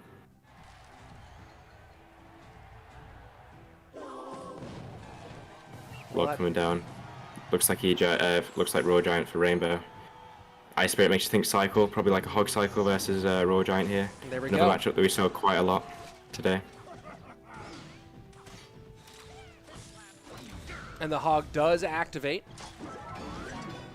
Always a chance to DPS a little bit too fast when you have that other troop cycle through, but didn't quite do it. I think it shows that these two decks are probably the two strongest decks in duels, because we always see people say them for game 3. You've either got like a cycle deck game 3 like your Hog or your Drill, your drill cycle that being, and then you've got your RG as well. Monk's just so strong at the minute, and paired with all the other cards like Phoenix and a Fisherman, it's just a really solid deck. And quick update for you folks, Miniminter and Eric currently in game number 3 in their matchup. I'm going to go ahead and get a call. We'll see if I can get some updates for you as well. Remember going quite aggressive there, but he's up the elixir, so he won't really be punished too much as long as he gets a good defense off here. Really nice plays there from Rainbow, perfect defense. Quite hard to deal with a Musk and a Hog at the bridge when you're in single elixir with this deck. You don't always have the best counters for it, but Rainbow's a very good RG player. The deck that he mains quite a lot on ladder. 2800 to 2288 as Mugi opens up the lead. So you talk about it being difficult to defend Hog Rider sometimes in single because of what you have in cycle. Let's talk about as this game moves into double here in the next couple of seconds. How does that begin to affect the gameplay when we go into double and then later into triple? Well, you've just got more Hogs coming down at that point, and if Rainbow can outcycle the Fisherman, you've not got the best counters. You've got the Monk, but it always gets a hit off. So it just depends, is he how well he can outcycle the Fisherman. Obviously the King activation does help quite a bit, but even here, if this Fisherman doesn't lock onto the Hog, which it does, that's a few Hog hits, so it can be really a game that's on a knife edge. And no surprises here, Mohamed Light with the win over Airsurfer, and I believe that will clinch Mohamed Light in group number 1. So, you know, at this point he might say, I am inevitable. We'll see how he does in our monthly final, if someone can stem the tide. At the moment, though, looks like group 1 all sewn up as a Hog hit gets in on the right-hand side, and Moogie looking to make group 6 a little bit more confusing for us. Yeah, but a nice Fisherman, not a nice Fisherman, a nice Mother Witch there to get those guards off the board. A really nice ice break though from Mugi, not letting the Fisherman lock on the Hog straight away. And those little plays, that Hog hit can be the difference in the game. Early Hunter cycle to the right-hand side from Rainbow, looking to maybe preempt a potential Hog push. And again, you're seeing him just cycle troops that could do some defense on the right and try to stop this from happening. Yeah, and a nice Mighty Miner ability. Even though the E-Spirit comes down, it's still going to get a lot of damage on that RG, and he probably doesn't have to use the Bomb Tower here now because of it. One Royal Giant shot in on the left-hand side, 2043 to 1368, under 90 seconds left. As Rainbow sets up, is he to go right-left here with these RGs? I think that's what he's trying to do. That's his aim. This is he's not really changing his strategy. It's the best strategy, so he just needs to hope that Mugi doesn't pull off a good defense at one time.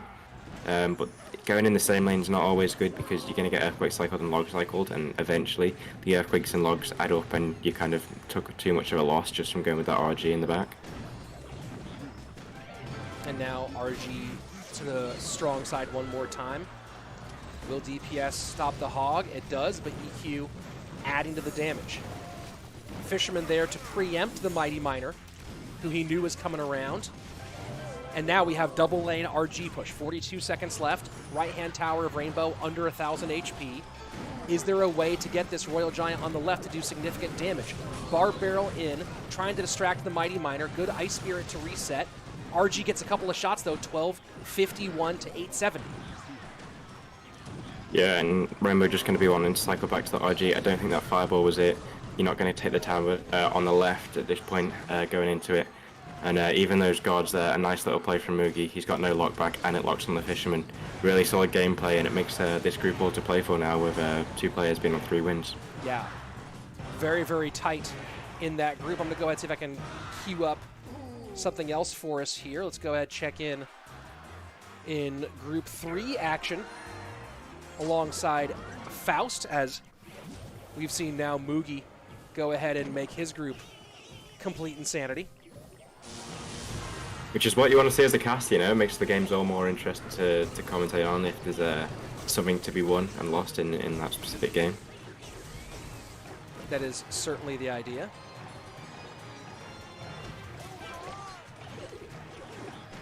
So it's interesting, this deck, I mean, just shot out of nowhere, and we've seen that, right? We saw that with the Mighty Miner Prince Wallbreakers deck, and that's Luminaries deck, right? That one, so we saw Luminaries deck pop up.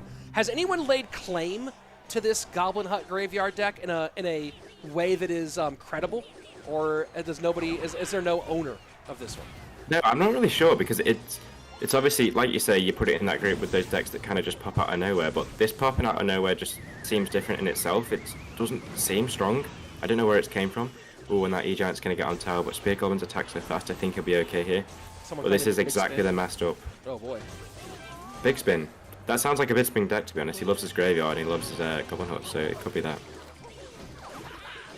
And this the E-Giant got in and has now put this one within reach of Faust. Yuya doing his best to change the conversation here. Snowball in, Graveyard in defense. Not able to get the hits that he wanted, but does suddenly tie things up all the way. Keep an eye out, folks. It's probably not going to switch lanes, but that right-hand lane does go down pretty low. And Goblin Hut played in another country, practically, to try to pull that E-Giant and not give lightning value. Yeah, and a really nice bomber predict there from Faust. A matchup that he shouldn't be winning Faust, but there's a few little misplays there, allowing the E-Giant to get on tower and allowing the Golden Knight to get that connection. Graveyard, he is not going to be too happy with this. Poison, can it do it? Can it get there in time? I don't believe that it can. E-Giant gets it done, and Faust takes the win over Yuya. Yeah, really nice play from Faust. Another player who's at the top, but then he goes disappearing for a few months, and then he's all of a sudden back again. And then just doing a quick check here to see if we have any more matches still live. I think that we are just about done in this group, or in this round. And, oh, big surprise here that our Group 8 is once again the last group to start. So let's go ahead and see if we can jump into one of our Group 8 matches. And starting up, actually we have a lot of room to play here. Keef versus Alperin. And let me just double check the scoreboard in this group here for 1 second. And Keef currently 2-1, Alperin 2-1. So all of these matches, this is a big one here. Sosa up against the winless Viktor in the other match for this group. So all to play for, as you would say, here in Group 8. Yeah, and it looks like another mirror matchup here, but it definitely looks advantage Keef just with the few of the cards. You don't want to have an Archer Queen if the other person's got a Monk. Going quite aggressive here there. The Mortar probably advantage Keef as well, just allows him to play those bridge mortars against those hogs and an extra pressure element that Alperin has to deal with, or has to think about. And Darian saying this is just the old GY Rascals deck from Big Spin like 5 years ago. When Rascals first dropped it, they added a champion and Hut for Spears and Tombstone. So I'd say credit Big Spin is Darian's position. Just to follow up on that conversation. It's interesting how it came back, though. I guess it's probably just Big Spin, an old favourite deck of his, and seeing a few cards get buffed and tries to put them together, and suddenly it catches on. As we're watching this one, some updates for you from the other groups. Mohamed Light beating Airsurfer now goes to 4-0, and Joe losing. Oh, Joe with the win over Viktor is at 2-2. So technically, Joe is still in this. Goat Joe is the last hope for someone to unseat Mohamed Light in that group. Has to win out and beat Mohamed Light, and also I think probably 2-0 a whole bunch, given that Mo's 2-0'd a bunch. So it's probably secure, probably clinched for Mo in Group 1, but technically, at least they're still on record. It could be open. There's still a fight. For Goat Joe. Goat Heart Joe. We see not much happening here in this matchup, just people cycling hogs. Not too many big hog hits like we saw in the previous hog mirror matchup that we saw on stream. It takes one hog hit and that kind of puts you in the lead. So both players will be rooting for that, to hope that happens to them. And there, I think we see it now. He's not got enough of the snowball, doesn't come down, and 2 hog hits because that missed bomb tower is big. Update from Group 2 here, with Pedro taking the loss to Will. Now Pedro will be 3-1 alongside SurgTS, so those two potentially on a collision course. When they meet in round 6, that could be a deciding round. More on that later. Keef low on Elixir here. It'll be hard defense to pull off, but I think he'll be able to do it with a log. And there we go. Just about manages to get it there, but Alperin still fighting.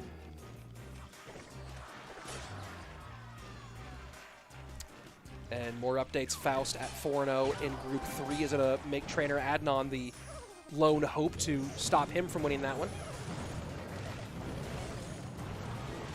Nice defense there from Keef, not using the mortar. He may take one hog hit, but I think that's okay.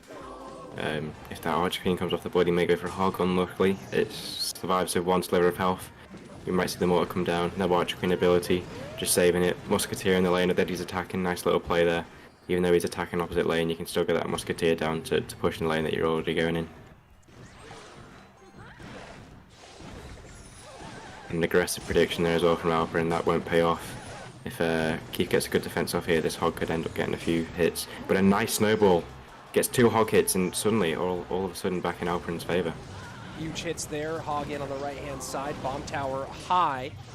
And now with the mortar out of cycle, Hog not going to get there. Mortar turns. Can this mortar find a connection? And it cannot, and Hog will not be enough.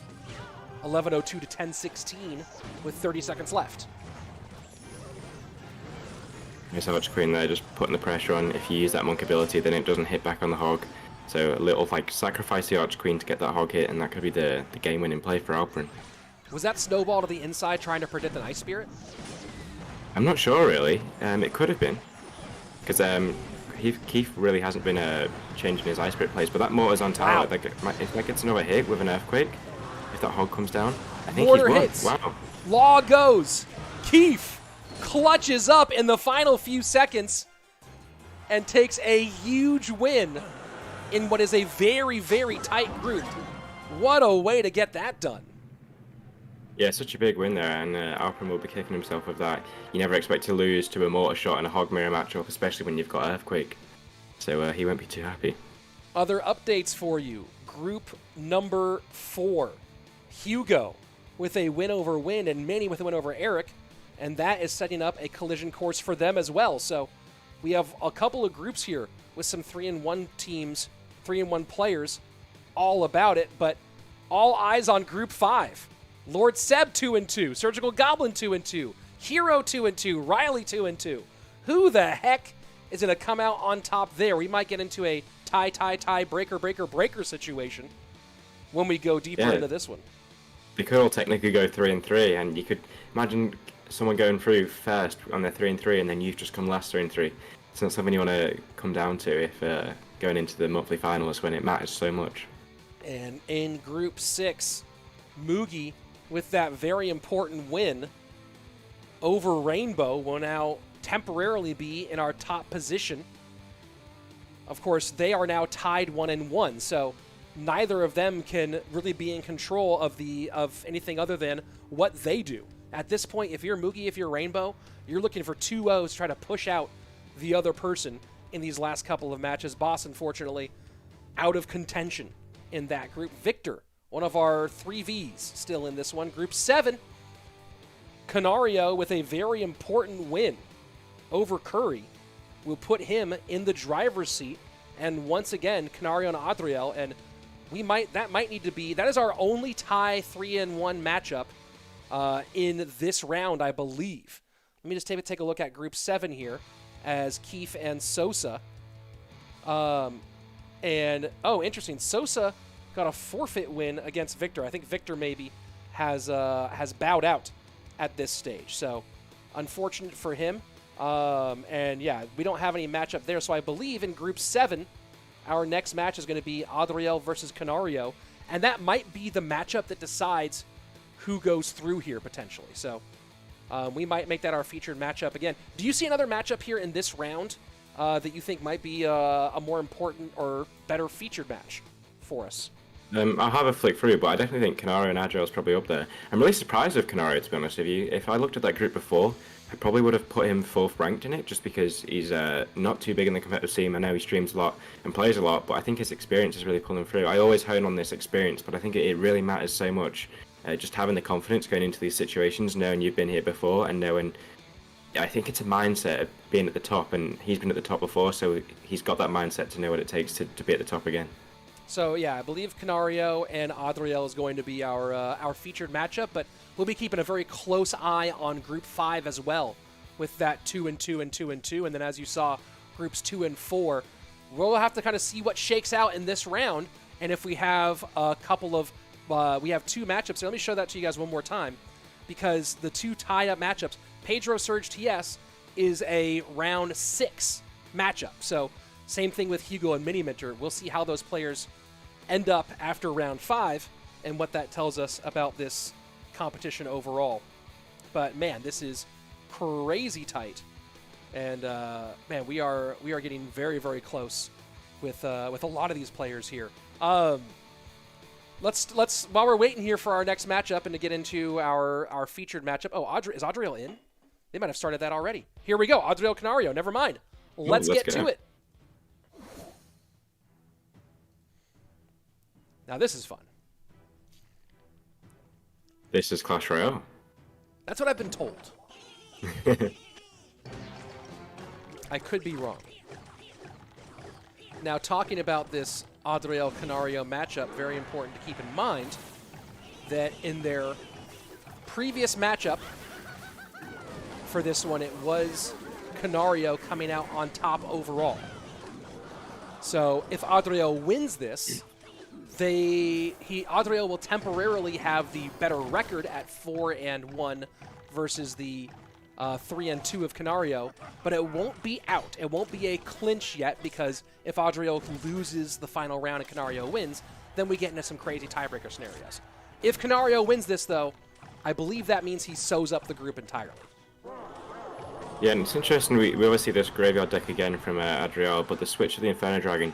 I know Jaboost works with Adriel, so that could be quite pivotal in this matchup. I know he's got Zappies, but if you protect that Inferno Dragon against the Zappies, the RG that Canario will play eventually will just get melted. But obviously, he's got the Mother Witch too, though. And that's what I was saying about this graveyard deck. I think it's a really good Game 3 deck, but if your opponent's got a Mother Witch, you could be in so much trouble.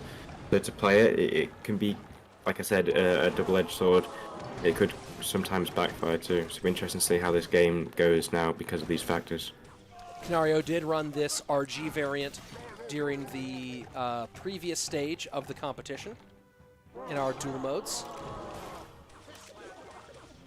He also ran it alongside Hog Mortar Mighty Miner, so we'll see if he goes that same direction again in game number 2. And of course, you have to imagine that if Adriel's working with Jebez, that Jebez is seeing the same thing that I'm seeing here.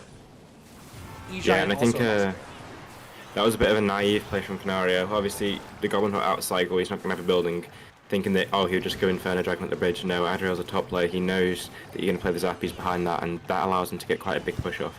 We're going to see Adriel do these Goblin Huts behind their tower, obviously, because the Inferno Dragon can melt the RG no matter what, and if he plays him at the bridge, it allows that Mother Witch to snipe the Goblins, and Adriel won't be able to react to that as well.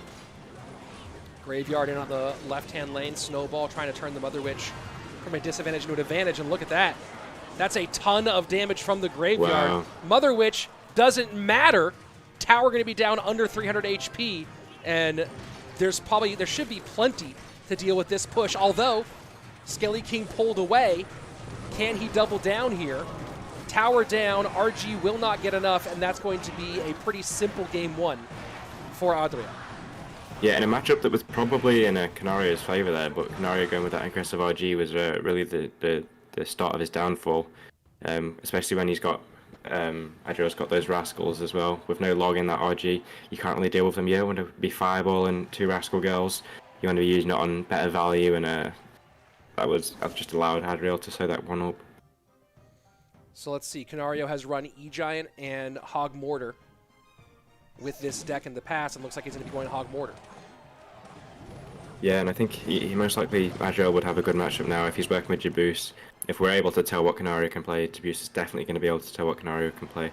And normally, in this E-Giant versus Hog, you'd expect the E-Giant to win. Yeah, and that's interesting, right? You see the going to Hog Rider knowing NATO's still open. But from Canario's side, right, his other option is an E-Giant Mirror matchup, and you gotta wonder if he feels confident in that situation. Yeah, especially against Adriel, who's such a good player. It shows he's probably not as confident as Adriel is.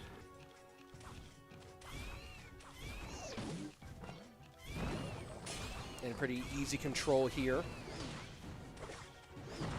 in the early Opted going. not to get the King Tower activation, playing safe there. He could have gone with maybe like a bomber as well to try and take out that one guard, but instead just goes with the cannon, knows he can get the defense off. We may see a tower trade here, unless the lightning comes down late. I don't think Adriel should lightning, because that allows him to get this just allows Kanario to get a good defense off, and he's got the lead. He probably should have just gone for the tower trade here. An Inferno Tower. So innocent choice here from Canario. Yeah. Well, maybe that's what I was saying. I was saying how Canario might be a bit predictable playing with this hog, but I don't know if he played Inferno Tower in the last set. No, he's played it with Mortar. Yeah. Yeah. That one switch can change everything. If you go for a hog snipe and you're playing a beatdown deck thinking, oh, we'll just get rid of the cannon with a lightning, the Inferno Tower doesn't allow that luxury. And now a King Tower activation, Golden Knight to control the guards, and Adriel's Rhythm doing all right, but Canario with a pretty significant lead. Yeah, I don't know if he's got as his last card. Delivery could really help Canario in this situation when these Phoenixes are coming across the bridge. When Adriel starts trying to overwhelm going into double. And we do see the log coming out there. Nice log there just to get rid of the egg. Does not get the queen to touch because of the egg burst, but... Or the Phoenix burst, I guess, as the Phoenix gives birth to the egg. What came first, the Phoenix or the egg? It was right there. It was right there, and you took it. You gave it to me. I thought you were setting me up. I was just going for the finishing move. I feel you. I feel you. We finish each other's... No. Food, meals. Sentences. Oh, I tried. Fries? I gave it to you. Double E giant down. Well here. Oh boy. I don't think Yeah, Canario even if this Inferno Tower comes down, it's too close to it already. That lightning coming down as well. Not going to be enough. And that's a bit of a cheek NATO there to get that finish off. Yes, it does it, but Adriel never short of a little fun attitude. Let's go ahead and jump in for a match I know a lot of you are curious about, as that guy was a quick 2-0. And that we'll have to look at that later because, of course, tiebreakers possibly incoming. Let's check out Ryley and Lord Seb in their group because, of course, that's the group that's got a ton of 2-0s all going. And it is going to be Lord Seb taking the first game there by just 62 HP. So big-time win in Group 5 for Lord Seb to kick us off. Yeah, and before you said that we were going in to watch this match, I was really hoping you were saying a Group 5 match because this is where it's all to play for. I said at the start of the stream, this is going to be the group where it's going to be very close with a lot of top players that are all quite similar rankings, so I'm glad that we're watching this one. And I will give you guys updates on Surgical Goblin and Hero, the other important match here as well, as soon as I can get my other device into that game.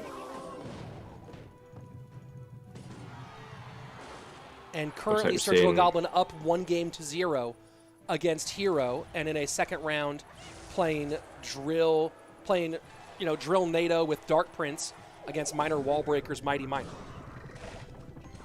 It looks like we're seeing Ryley play RG here. Not many people play this RG variant with bats. I think it's RG just because the E-Spirit. Normally you don't play E-Spirit in decks that don't want your King Tower to get activated against you. But he's playing it with the Cycle version, which I like to see because obviously Ryley's going to be a Cycle player. If you put these cards in with bats, it allows you to kind of play somewhat similar to what he's used to be playing. You can outplay a lot more. You don't have to control as much. You can abuse when they don't have the best counter for bats in hand. It'll be interesting to see how this helps him going into this match. And bats with the lightning. Monk not quite tanking for the bats, unfortunately, for Ryley, but he will get some little reflection there and one nice hit, and that's a big lead opened up. Yeah, that was the third hit of the Monk there. Not someone you want to see as Lord Seb. You'd hope that it's one of the first or seconds that extra damage really hurts. And I'm not quite sure what Seb's playing. I think it's Hog Rider. I presume it's Hog, but see, it's Miner. Yeah, Caster's Curse there. But that's what I was saying. It's a deck that looks like, oh, it's Hog, but these few card changes with the delivery you don't expect. So you don't think it's going to be Hog. And just a little update here on Hero versus Surge, the other matchup in this group. It is in Game 2, and for the moment, Hero has the lead with 45 seconds left by about 400 HP. So we'll see if Surgical Goblin can clutch that one up or if they go to a Game 3. I'll have that update for you as it comes in. A nice RG there from Ryley, just taking the test off before it crosses the bridge. But an even better Arch Queen, even though he's got the lightning, it's still not worth it when you've already taken down all the RG. And Ryley doesn't have the cycle back yet. Bat's going to go ahead and work on the miner. Yeah, this is interesting. LordSeb playing this deck. Obviously, the analyst is going for something here. I don't think it's a knockout matchup for LordSeb, but I think he definitely has the advantage with the Tester and the guards against his RG. And Hero wins game 2, so Surgical Goblin and Hero going to a game 3 in the other pivotal match in this group. And a nice high Arch Queen there by LordSeb. Even though he gets the lightning off, it's a 5 for 6 and requires you to use that lightning on just one troop only when you've got a building as well down that can come down later. A lot of pro players normally when an RG is about to cross the bridge, they'll always play an Arch Queen in defense to that RG just straight on top of it. And is playing from all the way in the back is Ryley. Nice elixir advantage overall. Fisherman won't be impactful here, but the Bat's behind just to clear off the... Oh, the Val, and this is a nice little annoying bit of pressure being put by Seb on the left-hand lane because it has to be dealt with. And with the miner to the back, it even makes that more frustrating for Ryley. Yeah, it really was. He spent so much elixir that wasn't on the lane that he was pushing into that now allowed what was a scary push, probably Ryley's best push potential so far with that monk in front of that RG, to just amount to nothing. And it was really just protecting what was almost felt like a throwaway Valk into those Bats, and suddenly LordSeb has made this into a match. And a really nice poison there. I think at that point Ryley shouldn't have done the Fisherman. He probably should have just thought, I'm taking a lot of damage, I'm already in the damage deficit, that I may as well just take that miner and put it all in onto the right side. And nice lightning though down here. This is going to be quite hard to stop. He might end up getting one RG hit with any spirit to take out the rest of those guards. Even if he doesn't get an RG hit here, he's going to have another one loaded up straight away. If that Phoenix survives as well, that'll be another big little boost for him. And Delivery's going to come down here. Trying to clear. Delivery going for its work. RG should get 2 here though. And the lightning going to help out a lot, and that is a ton of damage. 22 seconds left. Ryley just has to defend, and the monk for that Archer Queen will be very, very nice. And the Fisherman picks up that miner. That should be enough to secure this win. I don't think lightning does it. Oh, it does. Cast his curse again. Yeah, really nice play from Ryley. I think the Bats were quite important there. Although they didn't do anything really, they just forced Seb to use the delivery, and it wasn't allowed him to get the Tesla down, and allowed the RG to get those 2 hits plus the lightning, and that was game over. Question from Noob at School. Does Ryley have an analyst?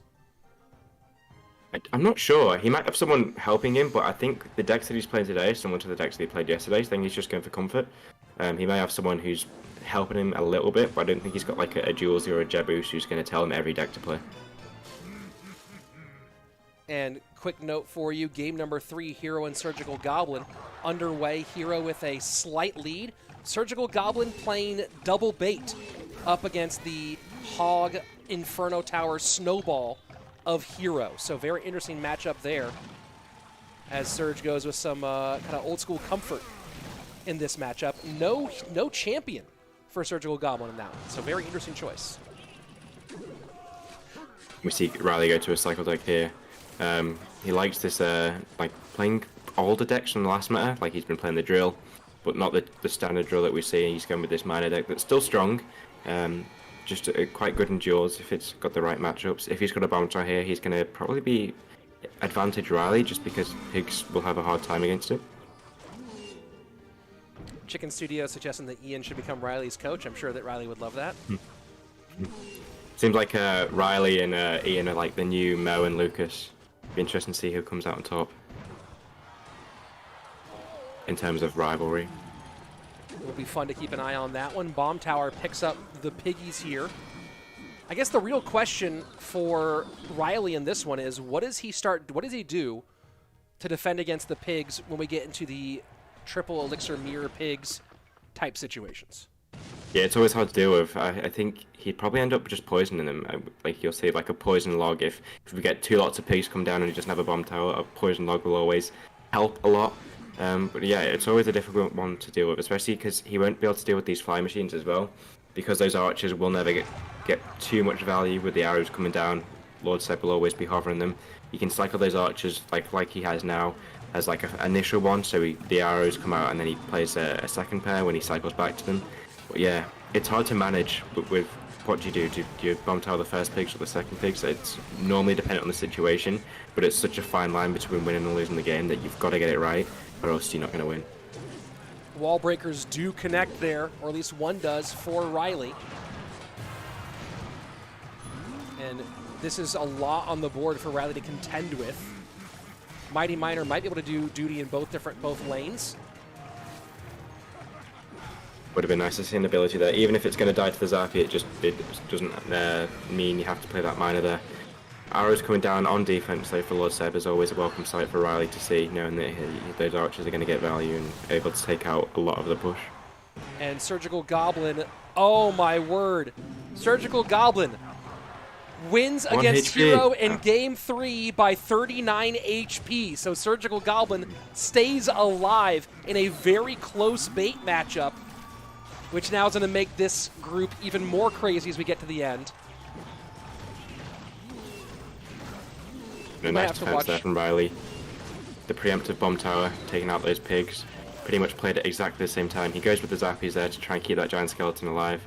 No log here though for Ryley. Ryley would have really loved to have a log to log all this back, instead going with the archers. Less optimal, and the snowball too, so this could be Lord Seb clawing things back just because of the elixir lead he has at the moment. And just for those of you who are curious about whether Goat Joe could stop Mohamed Light, the answer is no. Mo Light 5-0. And he has officially, beyond any doubt, clinched Group 1. He's beat Clash Royale, yeah. Sorry, KFC. It's actually Mo who beat Clash Royale. New video, speedrunning Clash Royale. We've seen arrows coming down here. That might get a bit of damage. I like the wall breakers. They may get a connection there. If not, it just stops Lord Seb to continue the push. But slowly but surely he's getting this damage in here, and he'll keep playing those flying machines in the middle at the top, not allowing Ryley to poison the tower. And that's a lot of damage here.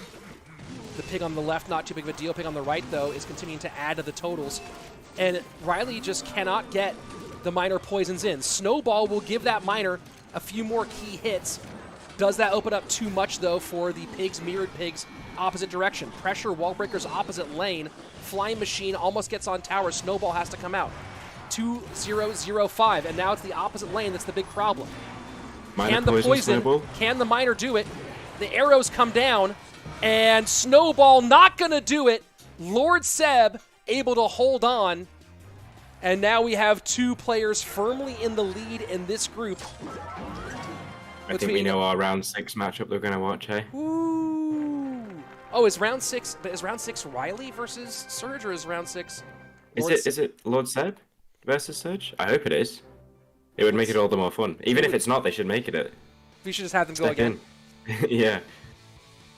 Let's go ahead and see if there are any matches still up and running for us to check out at the moment. As I'll go ahead and jump into our... That was round 5, right? Ooh, yeah, it is Ryley versus Surge, unfortunately. It would have been nice to see the deciding match of the group come down to a 1v1. So, just some. Let me go ahead and quickly see if there's any matches that are still alive in round 5. And then if there are not, then we'll go ahead and we will just do our updates. And Sosa Alperin is still going. And of course, Sosa, with a win here, would be a threat to Chief Keef. Let me go ahead and see if we can get this one up. Did Miniminter and Hugo play? That could be a good matchup to watch, actually. In Group 4, they're both 4-1 at the moment, if that's the final matchup. Yeah, I believe that is the final match. What about in Group 2? Yeah. Do we have two people who are 4-1 in Group 2? No, we had 2 3-2s, 1 4-1. Pedro's currently in lead in Group 2. And, oh, I guess, wow. Someone is saying that the Surge Lord Seb, Game 3 tied on HP at the end and was a coin flip. What? Oh, wow. What? I don't... Was that the case? I thought I saw... I thought it's possible. I thought I saw Surge win by like 30 HP or something. Is that the one where he played Hero? Or... Oh, no, Surge versus... It was Surge versus Seb earlier. That's crazy. That's actually crazy. I know, that could be game deciding. It could be year deciding if someone doesn't make it on points just because of that. Yeah. A coin flip for $20,000. Ooh, not for the faint-hearted. Yeah, it sounds like some of my friends in Scotland when I was still in university who would like those odds.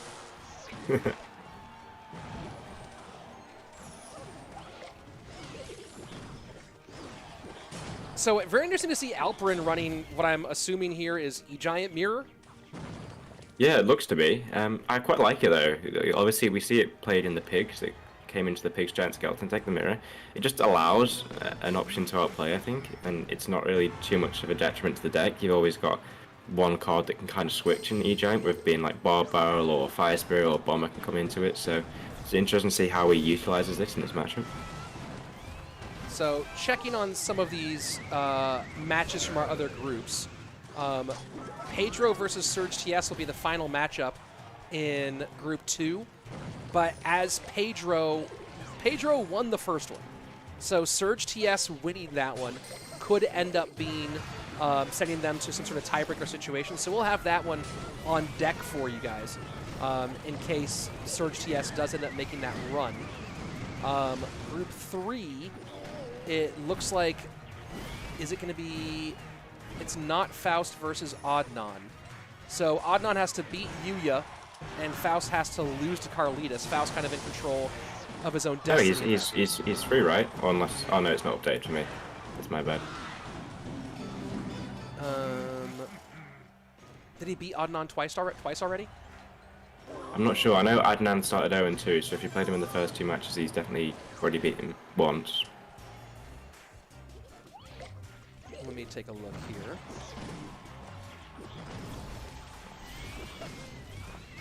So I'll get that one up. It's just interesting to see this E-Giant Mirror deck now. I mean, it was very popular, obviously, when Mirror was stupid, but it is kind of wild to see it being played now. Of course, we saw it played not that long ago. Yeah, it's a card that can really make matchups a lot easier for you. Also, you'd always maybe want the Fire Spirit in some situations. That on tower, though, is going to be really hard to deal with. Even having to use the Nader, if he gets an ability off as well, that's going to get a lot of damage. Oh, so this is interesting. Faust and Adnan do have the 1-1. So Faust in control of his own destiny in that group. But if he loses and Adnan wins, that could go to some crazy tiebreaker situations. Group 4, playing Hugo this first E-Giant there now. Will be our primary one to go to, though. Yeah, it's nice to see a best of 3 deciding it. Always stakes are a lot higher. And I think from the 2 players that you'd expected to in that group, they were definitely the front runners going into it. 2 very solid players on the day.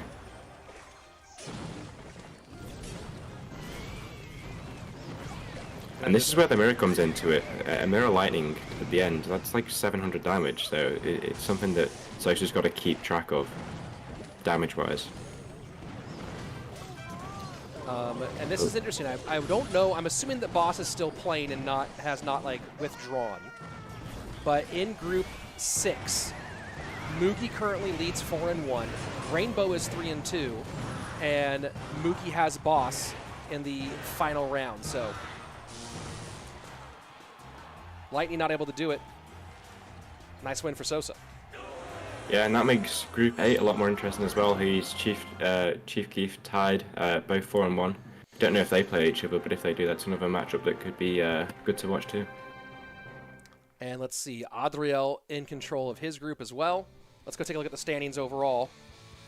But I believe there are feature matches and have to be Hugo versus Miniminter. As you see, Group 4 tied 4-1.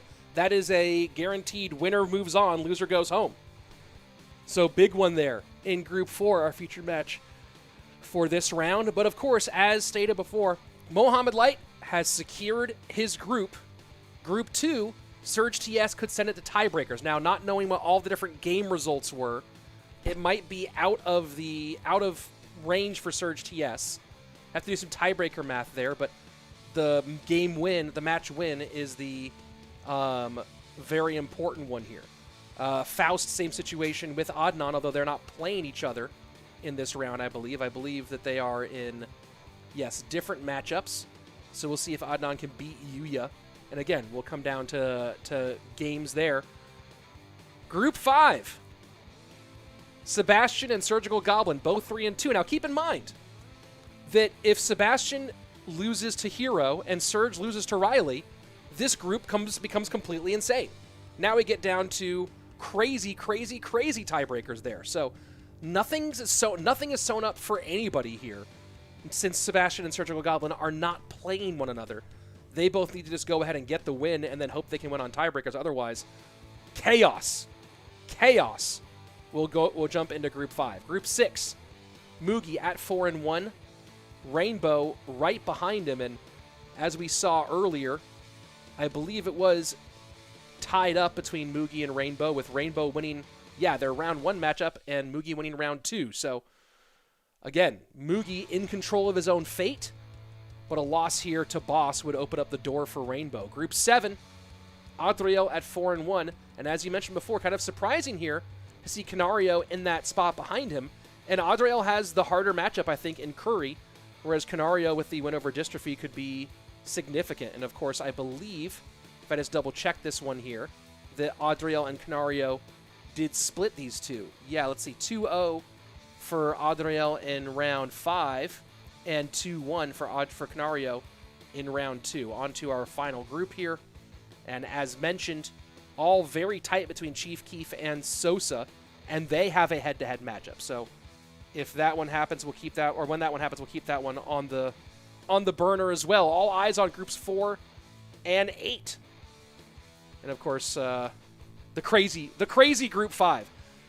I like that you called that one. You know, the group of death turned out not to be the group of death, with Mohamed Light kind of easily handling his competition there in group 1.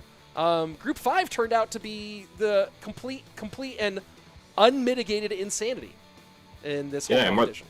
What's interesting, Surge took a few losses at the start, thinking he was down and out, but he's got the momentum now. He's got 3 wins under his belt in unison, and going into it, I think he's going to be confident for it. I hope that both don't win, because if both win, it'll be a tiebreaker. Now, I'd want to see the person who wins that last matchup take it, but we'll all just have to wait and see what happens, eh? Well, as a quick note in that group, let's see. Surgical Goblin and so Lord Seb got the 2-0 in the first round there.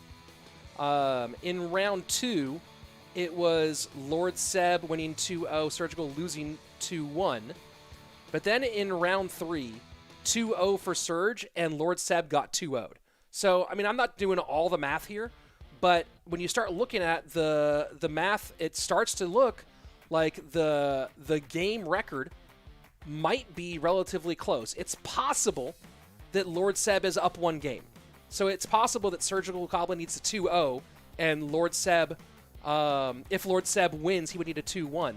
But man, it's just really, really tight in that group. But speaking of tight in the groups, let's go ahead and jump into our featured match of the round.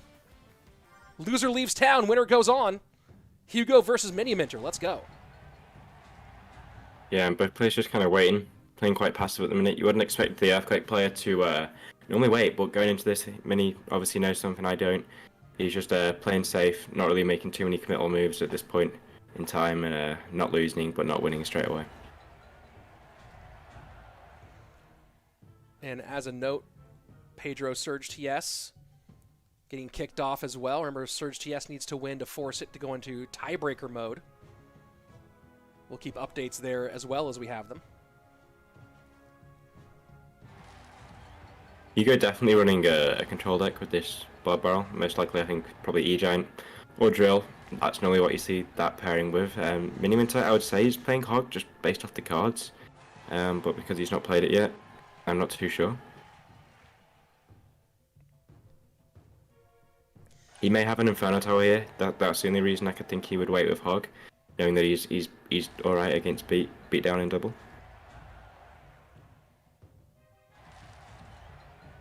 And they are certainly taking their time here. Just a quick update for SurgTS versus Pedro. It's RG Mother Witch Monk for SurgTS against Pedro's Minor Wallbreakers Mighty Miner deck. Pedro way out in the lead in game 1 on that one.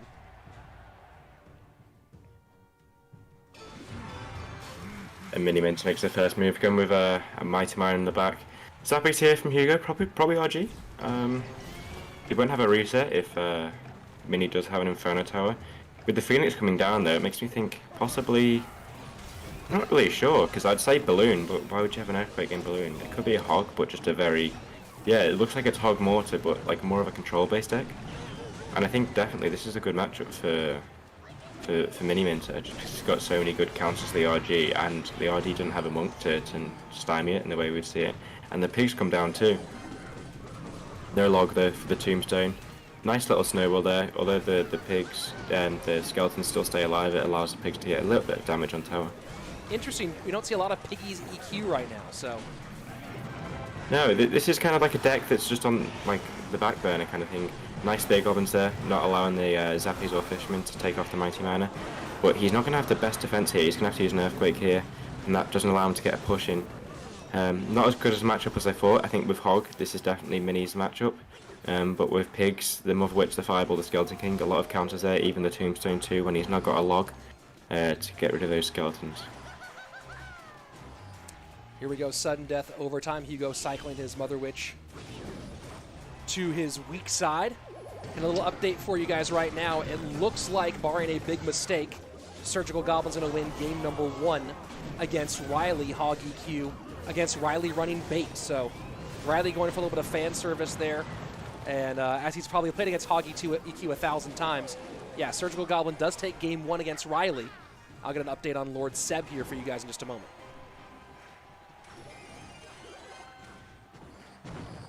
Nice little tombstone there from Hugo, knowing that if the Goblin's down, you've got that bar barrel or you've got a Mother Witch of a Tin Cycle. Out of Earthquake position, so Mini can't really do too much about it.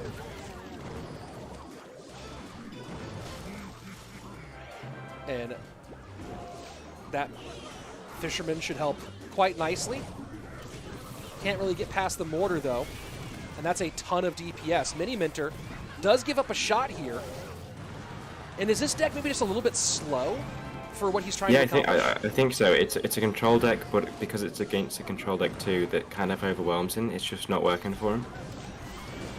And I think the Mother Witch, the real MVP, I think a lot of it comes down to if Miniminter has a log, it changes the matchup so much. You can log Earthquake the Zappies, you can log Earthquake the Mother Witch, and you can log the Tombstone as well. Snowball is just such a hindering factor. But obviously, because of the duels, he has to play the Snowball because he's probably saving a log for another deck. And Fireball in for value, immediate Fireball opposite direction. Whole this could be close though. EQ push, and can he get the damage in? Oh, not quite. Hugo able to hold on, and that was very, very close, but 111 keeps that up for Hugo in this deciding match. Yeah, Mini did everything he could to win that game, to be honest. He didn't really make too many mistakes. There was a few unlucky RG shots. Just going for that Pigs last second and hoping was probably his best chance going into it. If you said that in the first 10 seconds of the game, you've got a Pigs last second and you might get the damage, he probably would have took it now in the matchup. I see people asking if they want to, people who want to watch Ryley versus Surgical Goblin.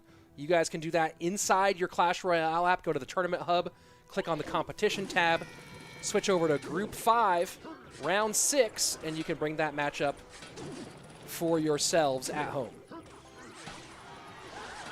I will give you an update on that matchup here in just 1 second, though, as I get it queued up on my second machine. Right now, it is Surgical Goblin up 1-0, playing Mirrored Pigs against Ryley's Minor Mortar Skarmy deck, and Surge just took about a 400 HP lead. And we're seeing Mega Knight Wallbreakers here from Mini. Two good Wallbreaker connections to start the matchup. And that Prince is going to get a dash too. Hugo playing nervous here. Obviously this match means a lot in terms of prize money and in terms of getting to CRL. So obviously probably a bit nervous. A few mistakes early on, going to cost him quite a bit of damage. And wow, does just hold the Valk off. I thought that was going to be potentially a wasted miner, but does hold the Valk. I'm not sure if it was worth it though. I think as the Archqueen says lies, he's going to be okay here, but to take that one hog hit off, it shows that Mini's playing very cautious at this point. Phoenix Egg did pop, but it's not going to be too much of a hassle because he'll just use a card that requires a response from Hugo going into it. Avenger Endgame saying, what if we don't have the app? That would be very strange if you don't have Clash Royale and you're here watching, but hey, you know what? More the merrier.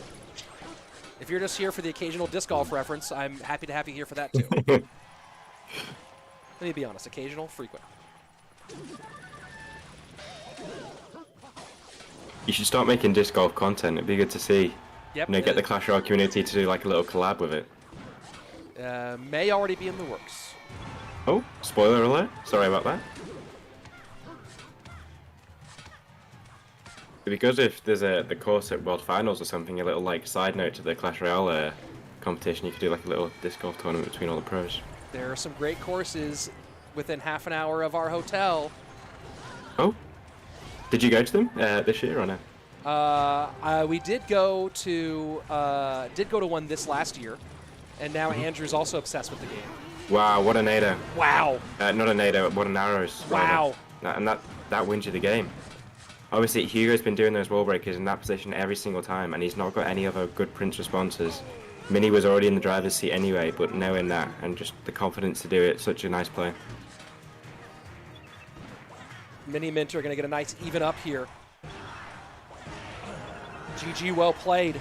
Game number 3, best of 1 to see who goes to our monthly final incoming. And folks, we're going to pop over for 30 seconds to the end of Ryley's Surgical Goblin and catch up this a couple seconds in, because if Surgical Goblin wins here, then that forces Lord Seb to really get it done. So final 15 seconds here. I don't know if Surgical Goblin can get it, especially not with a giant skeleton play at the bridge like that. That might have taken out all of his elixir. Can't go. All right, so Surgical Goblin and Ryley will go to a game 3. We are going to go ahead and jump back, though, to our featured matchup, which started off in a staring contest. And I am just checking on Lord Seb. Currently 1-0 up Lord Seb, if anyone is interested in how that's going. Knowing that Surge and Ryley going to a game 3 could impact the decision of this. And that's the Surge. Even if Surgical Goblin wins here, having given up that game might be enough to, if Lord Seb wins 2-0, even 2-1. So right now, if you're a Surgical Goblin fan, you are really hoping for Sebastian to lose the next 2 games here. Also, if you're a Ryley fan, by the way, you're hoping for Sebastian to lose the next 2 games. Sebastian wins, he might have it also now. This is a very bad matchup for Miniminter against an experienced player like Hugo. This is going to be very tough for him. He's not going to be able to get really many RG hits. He's not got the bunk, which is a big factor. The Archer Queen damage as well, something you don't want to be taking. And this hog, it's going to get hit like every other time that he doesn't have a Fisherman's Cycle. And note for you guys, again, you can watch Surgical Goblin versus Ryley inside the Clash Royale app, inside the Tournament Hub. It is Game 3, Surgical Goblin running bait, double bait against Ryley, and Ryley running what looks like it's going to be either Miner or Hog with Inferno Tower, Valk, and Archer Queen.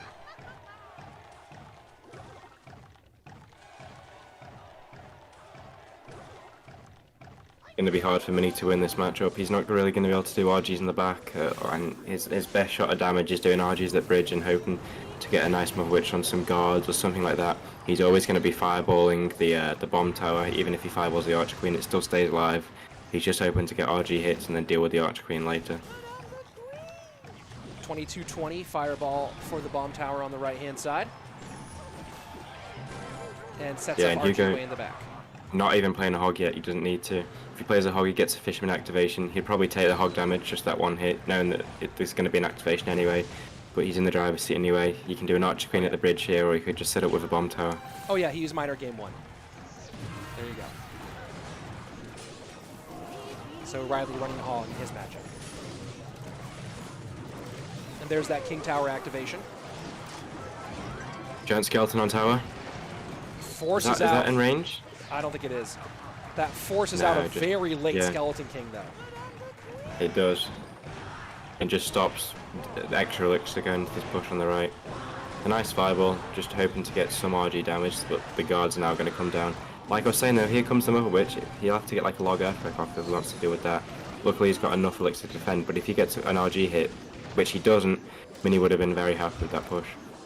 Here we go. Sudden death overtime, double elixir flowing. Can the Mother Witch do some real work here for Miniminter?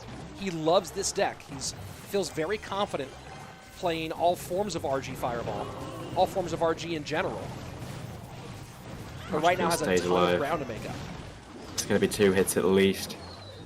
Hugo going to be happy going with same lane here as well.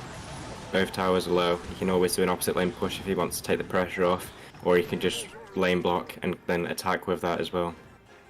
And it feels like there's no real way for Miniminter to get an elixir advantage in this match. No, not at all.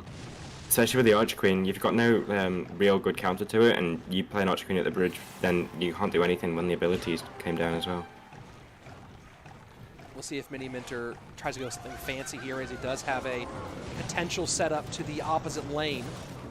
I missed log on that Mother Witch though, could impact things slightly. Giant Skeleton to protect the Mother Witch, and he's just having so much trouble getting to her, as you mentioned. And even just keeping that Archer Queen alive allows you that 3-card cycle as well, which is so crucial when it comes down to like an Earthquake cycle or a Log cycle. And especially with Miniminter's deck, everything dies to an Earthquake or Log eventually, apart from the Skeleton King. So if you've got 2 Earthquakes and 2 Logs down because you've got that Archer Queen alive and you can cycle faster, all your troops are dead too, and you've got the tower damage from it. Hog does go down. RG working on the left-hand side. Mother Witch going to go work on the right-hand side. 20 seconds left. Now RG down one more time. 20-22. Royal Giant Hex in the left-hand lane. That's not going to be the impactful lane, though. Bomb Tower does get down. Pig's doing some work on the left. I don't think there's time for Miniminter to do anything of significance. So LordSebastian going to take this group, and huge control. And update for those of you watching at home, Ryley won against Surgical Goblin. So now the question in Group 5 is, does LordSebastian win his matchup and secure the group? And yes, LordSeb won 2-0.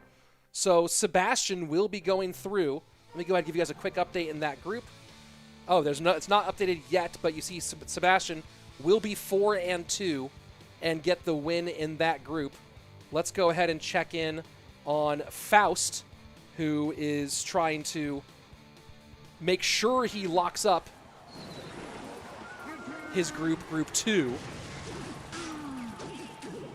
And it's so sad for Surge. You mentioned before how he's just missed out for the past 2 months, and he's just missed out again on coming to the last game. It obviously shows that he's putting himself in the situations to win, but it's not hard. It's going to be hard for him to take at this point. And a quick note, Adnan did lose in his group, so this one's already secured, I believe, for Faust. Let me go see if there are any other groups that are still active. Rainbow with the win over Viktor, but Moogie with his win, so Moogie does win that Group 6.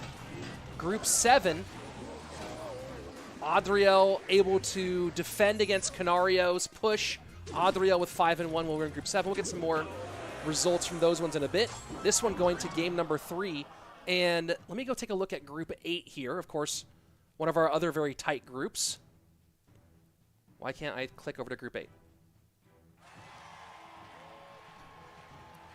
There's just so much action going on. Yeah. Doesn't know how to deal with it. Yeah, my computer being annoying. I can't switch over. What are you looking for? What's going on in Group 8? Sosa's through, 5-1. Chief Keef 4-2, Alperin 2-3, and then Viktor 0-5. I presume 0-6 now after Alperin got the free win. I take it. Well, there you have it.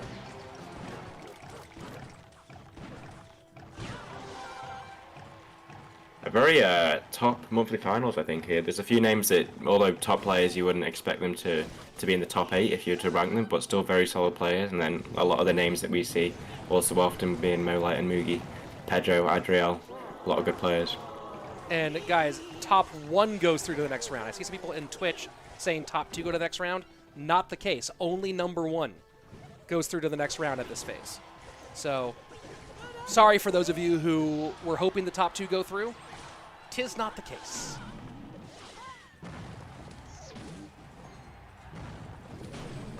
And I'm sure Faust not looking at results here while he's mid-game. And we'll go take a look at all the standings here. I don't think we're going to have any super tiebreaker matches, but we'll have to double check that, of course. No, I don't think so either. Seems like everyone's through because they've got the most wins. Yeah, record looks to be sufficient, so no extra tiebreaker situations. And we'll go through that whole top 8 here in just a couple of minutes. Right now, let's enjoy Faust's victory lap here against Carlitas. Should be a quite routine one as well for him here. We don't see this deck from Karlitus too much, but Faust looks like he has all the counters. Valk for the Skeleton King, Arch Queen, he won't have a good answer for that. And the Earthquake and Hog will just be able to deal with that all too. And just a note for everybody, this is the round of 32. Only the top 8 from this group go to our monthly finals for that double elimination bracket, which will be next weekend on the official Clash Royale Esports channel. Top 16 go to World Finals, to clarify that for those of you who are confused. And we've already given away 2 of our 16 places to Pandora and Mohamed Light, another golden ticket, and of course points on the line next weekend.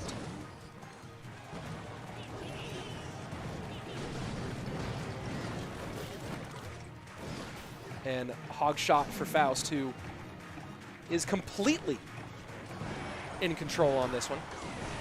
Yeah, it seems like like I said before, he's got the counters to everything. I really don't see how his opponent gets any damage here. I just don't feel this is a good deck.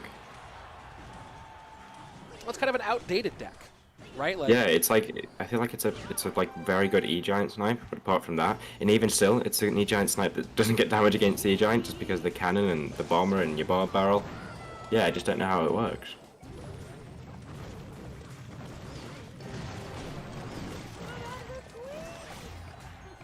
Valk sets up, and this is just patient play from Faust. Mm-hmm. He knows he's just not going to make any crazy mistakes. He can make a lot of mistakes, but nothing too game deciding, and he's got the win. Just a few hogs, just a few earthquakes. He doesn't even have to expect to get damage with the hog. It's just a pressure element so he can get an earthquake down for free on that mortar. And keep in mind, Faust coming into today number 10 overall in our CRL rankings, so not only will all of these wins be significant for him for that push towards our top 7, and technically he's number 8 when you take out the 2 golden ticket winners who are above him. Mm-hmm. So yeah, it's going to be Faust going to take a big step forward in our CRL rankings, making the monthly final for the 2nd time this year, and of course all of these wins stacking up for those points. Yeah, it'd be nice to see Faust at World Finals, and if Morton presumably makes it, be 2 SK players and could create some drama if they end up playing each other in it. But that cannon card's on tower though. Like I said, Faust can't make a big mistake. A nice earthquake there though to pull all the damage back. That looked quite scary for him for a second. Although he's already through, he doesn't know that yet, probably, I presume. So he could have started to panic there.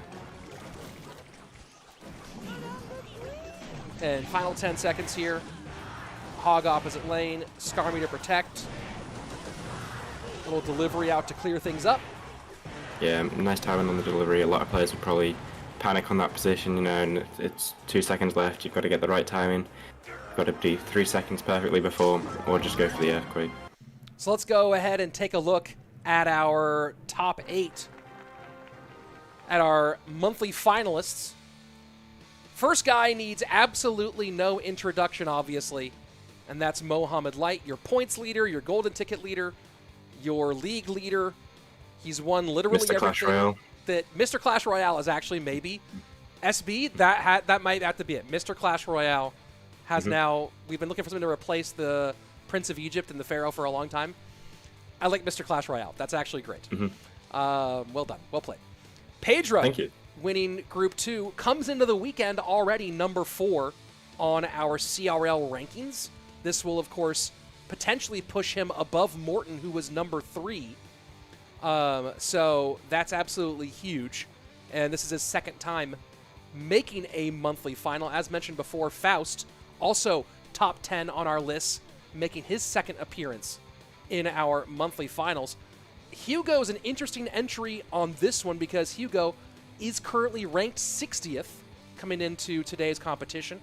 Has not made it past the Swiss stage before. First appearance this year in the group stage. And as we've seen before, one great performance, obviously winning a tournament can get you a golden ticket, but even without winning it, one great performance can certainly rocket you up those rankings and suddenly change how well you contend. LordSebastian, 4-2, taking control of his own destiny after Surgical Goblin lost to Ryley, not throwing the group into chaos. And LordSebastian, currently ranked 72nd, or at least coming in today, was ranked 72nd, will be making his first appearance overall at our monthly finals. And then a guy who's no stranger to monthly finals, no stranger to finals overall, barely squeaked into the group stage in 32nd place. The only player with a 7-3 record during the Swiss bracket to make it in, but it's the 2021 world champion Mugi, who coming into today was 13th on our leaderboards. We'll take a nice little jump up, making his second monthly final appearance of the year. And then I think maybe one of the biggest pieces of news for this one, 16th ranked, making his first monthly finals appearance, Adriel, getting it done, 5-1, and he's really a dangerous contender for winning that world world finals berth. Might be a potential favorite when you talk about, again, Mohamed Light cannot win more than one golden ticket. So you look at a couple of those guys, obviously Mugi, Pedro, Adriel, all probably the top contenders here, but either way, still a bunch of very, very dangerous players all the way around. And I'm trying to figure out where the heck is Sosa. There we go. Sosa, finally rounding out our top 8, quietly ranked number 22 on our rankings coming into the weekend. For the first time making it past the round robin stage, will be playing, I believe, on camera for the first time in his career. So we have some veteran names, we have some potential Rookie of the Year candidates, and we have a few guys making their first time appearance at the top of things. Man, SB, let's get into the hot seat conversation. Mm-hmm. Predictions for this weekend. I mean, honestly, I think it's almost silly just to make predictions at this point. Like, you always say, oh no, someone could beat Mo, someone could beat Mo.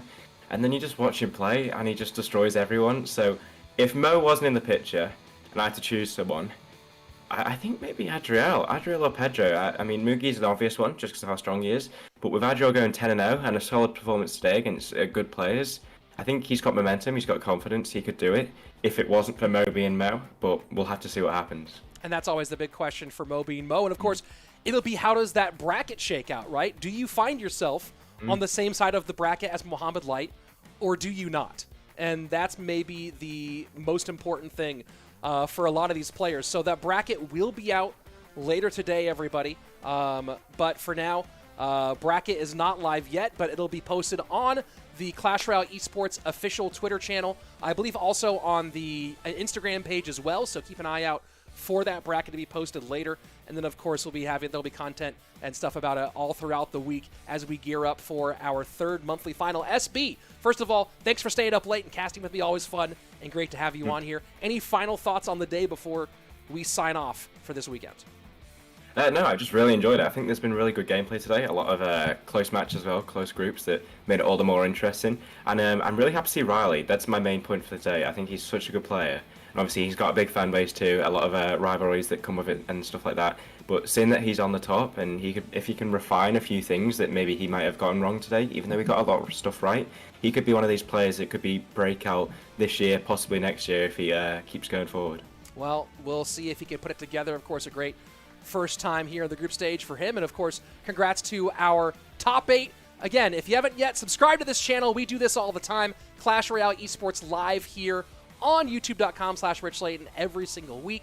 Subscribe, turn on notifications so you always get a chance to see these top-tier players playing top-tier Clash Royale. And make sure you don't miss next weekend's monthly final, where one of these 8 players, well, 7 players, will go ahead and make sure they join Mohamed Light and Pandora at World Finals for Clash Royale League. For SB and myself and everybody who works on Clash Royale Esports, we'll see you back here. We'll see you next weekend for our monthly final. Take care.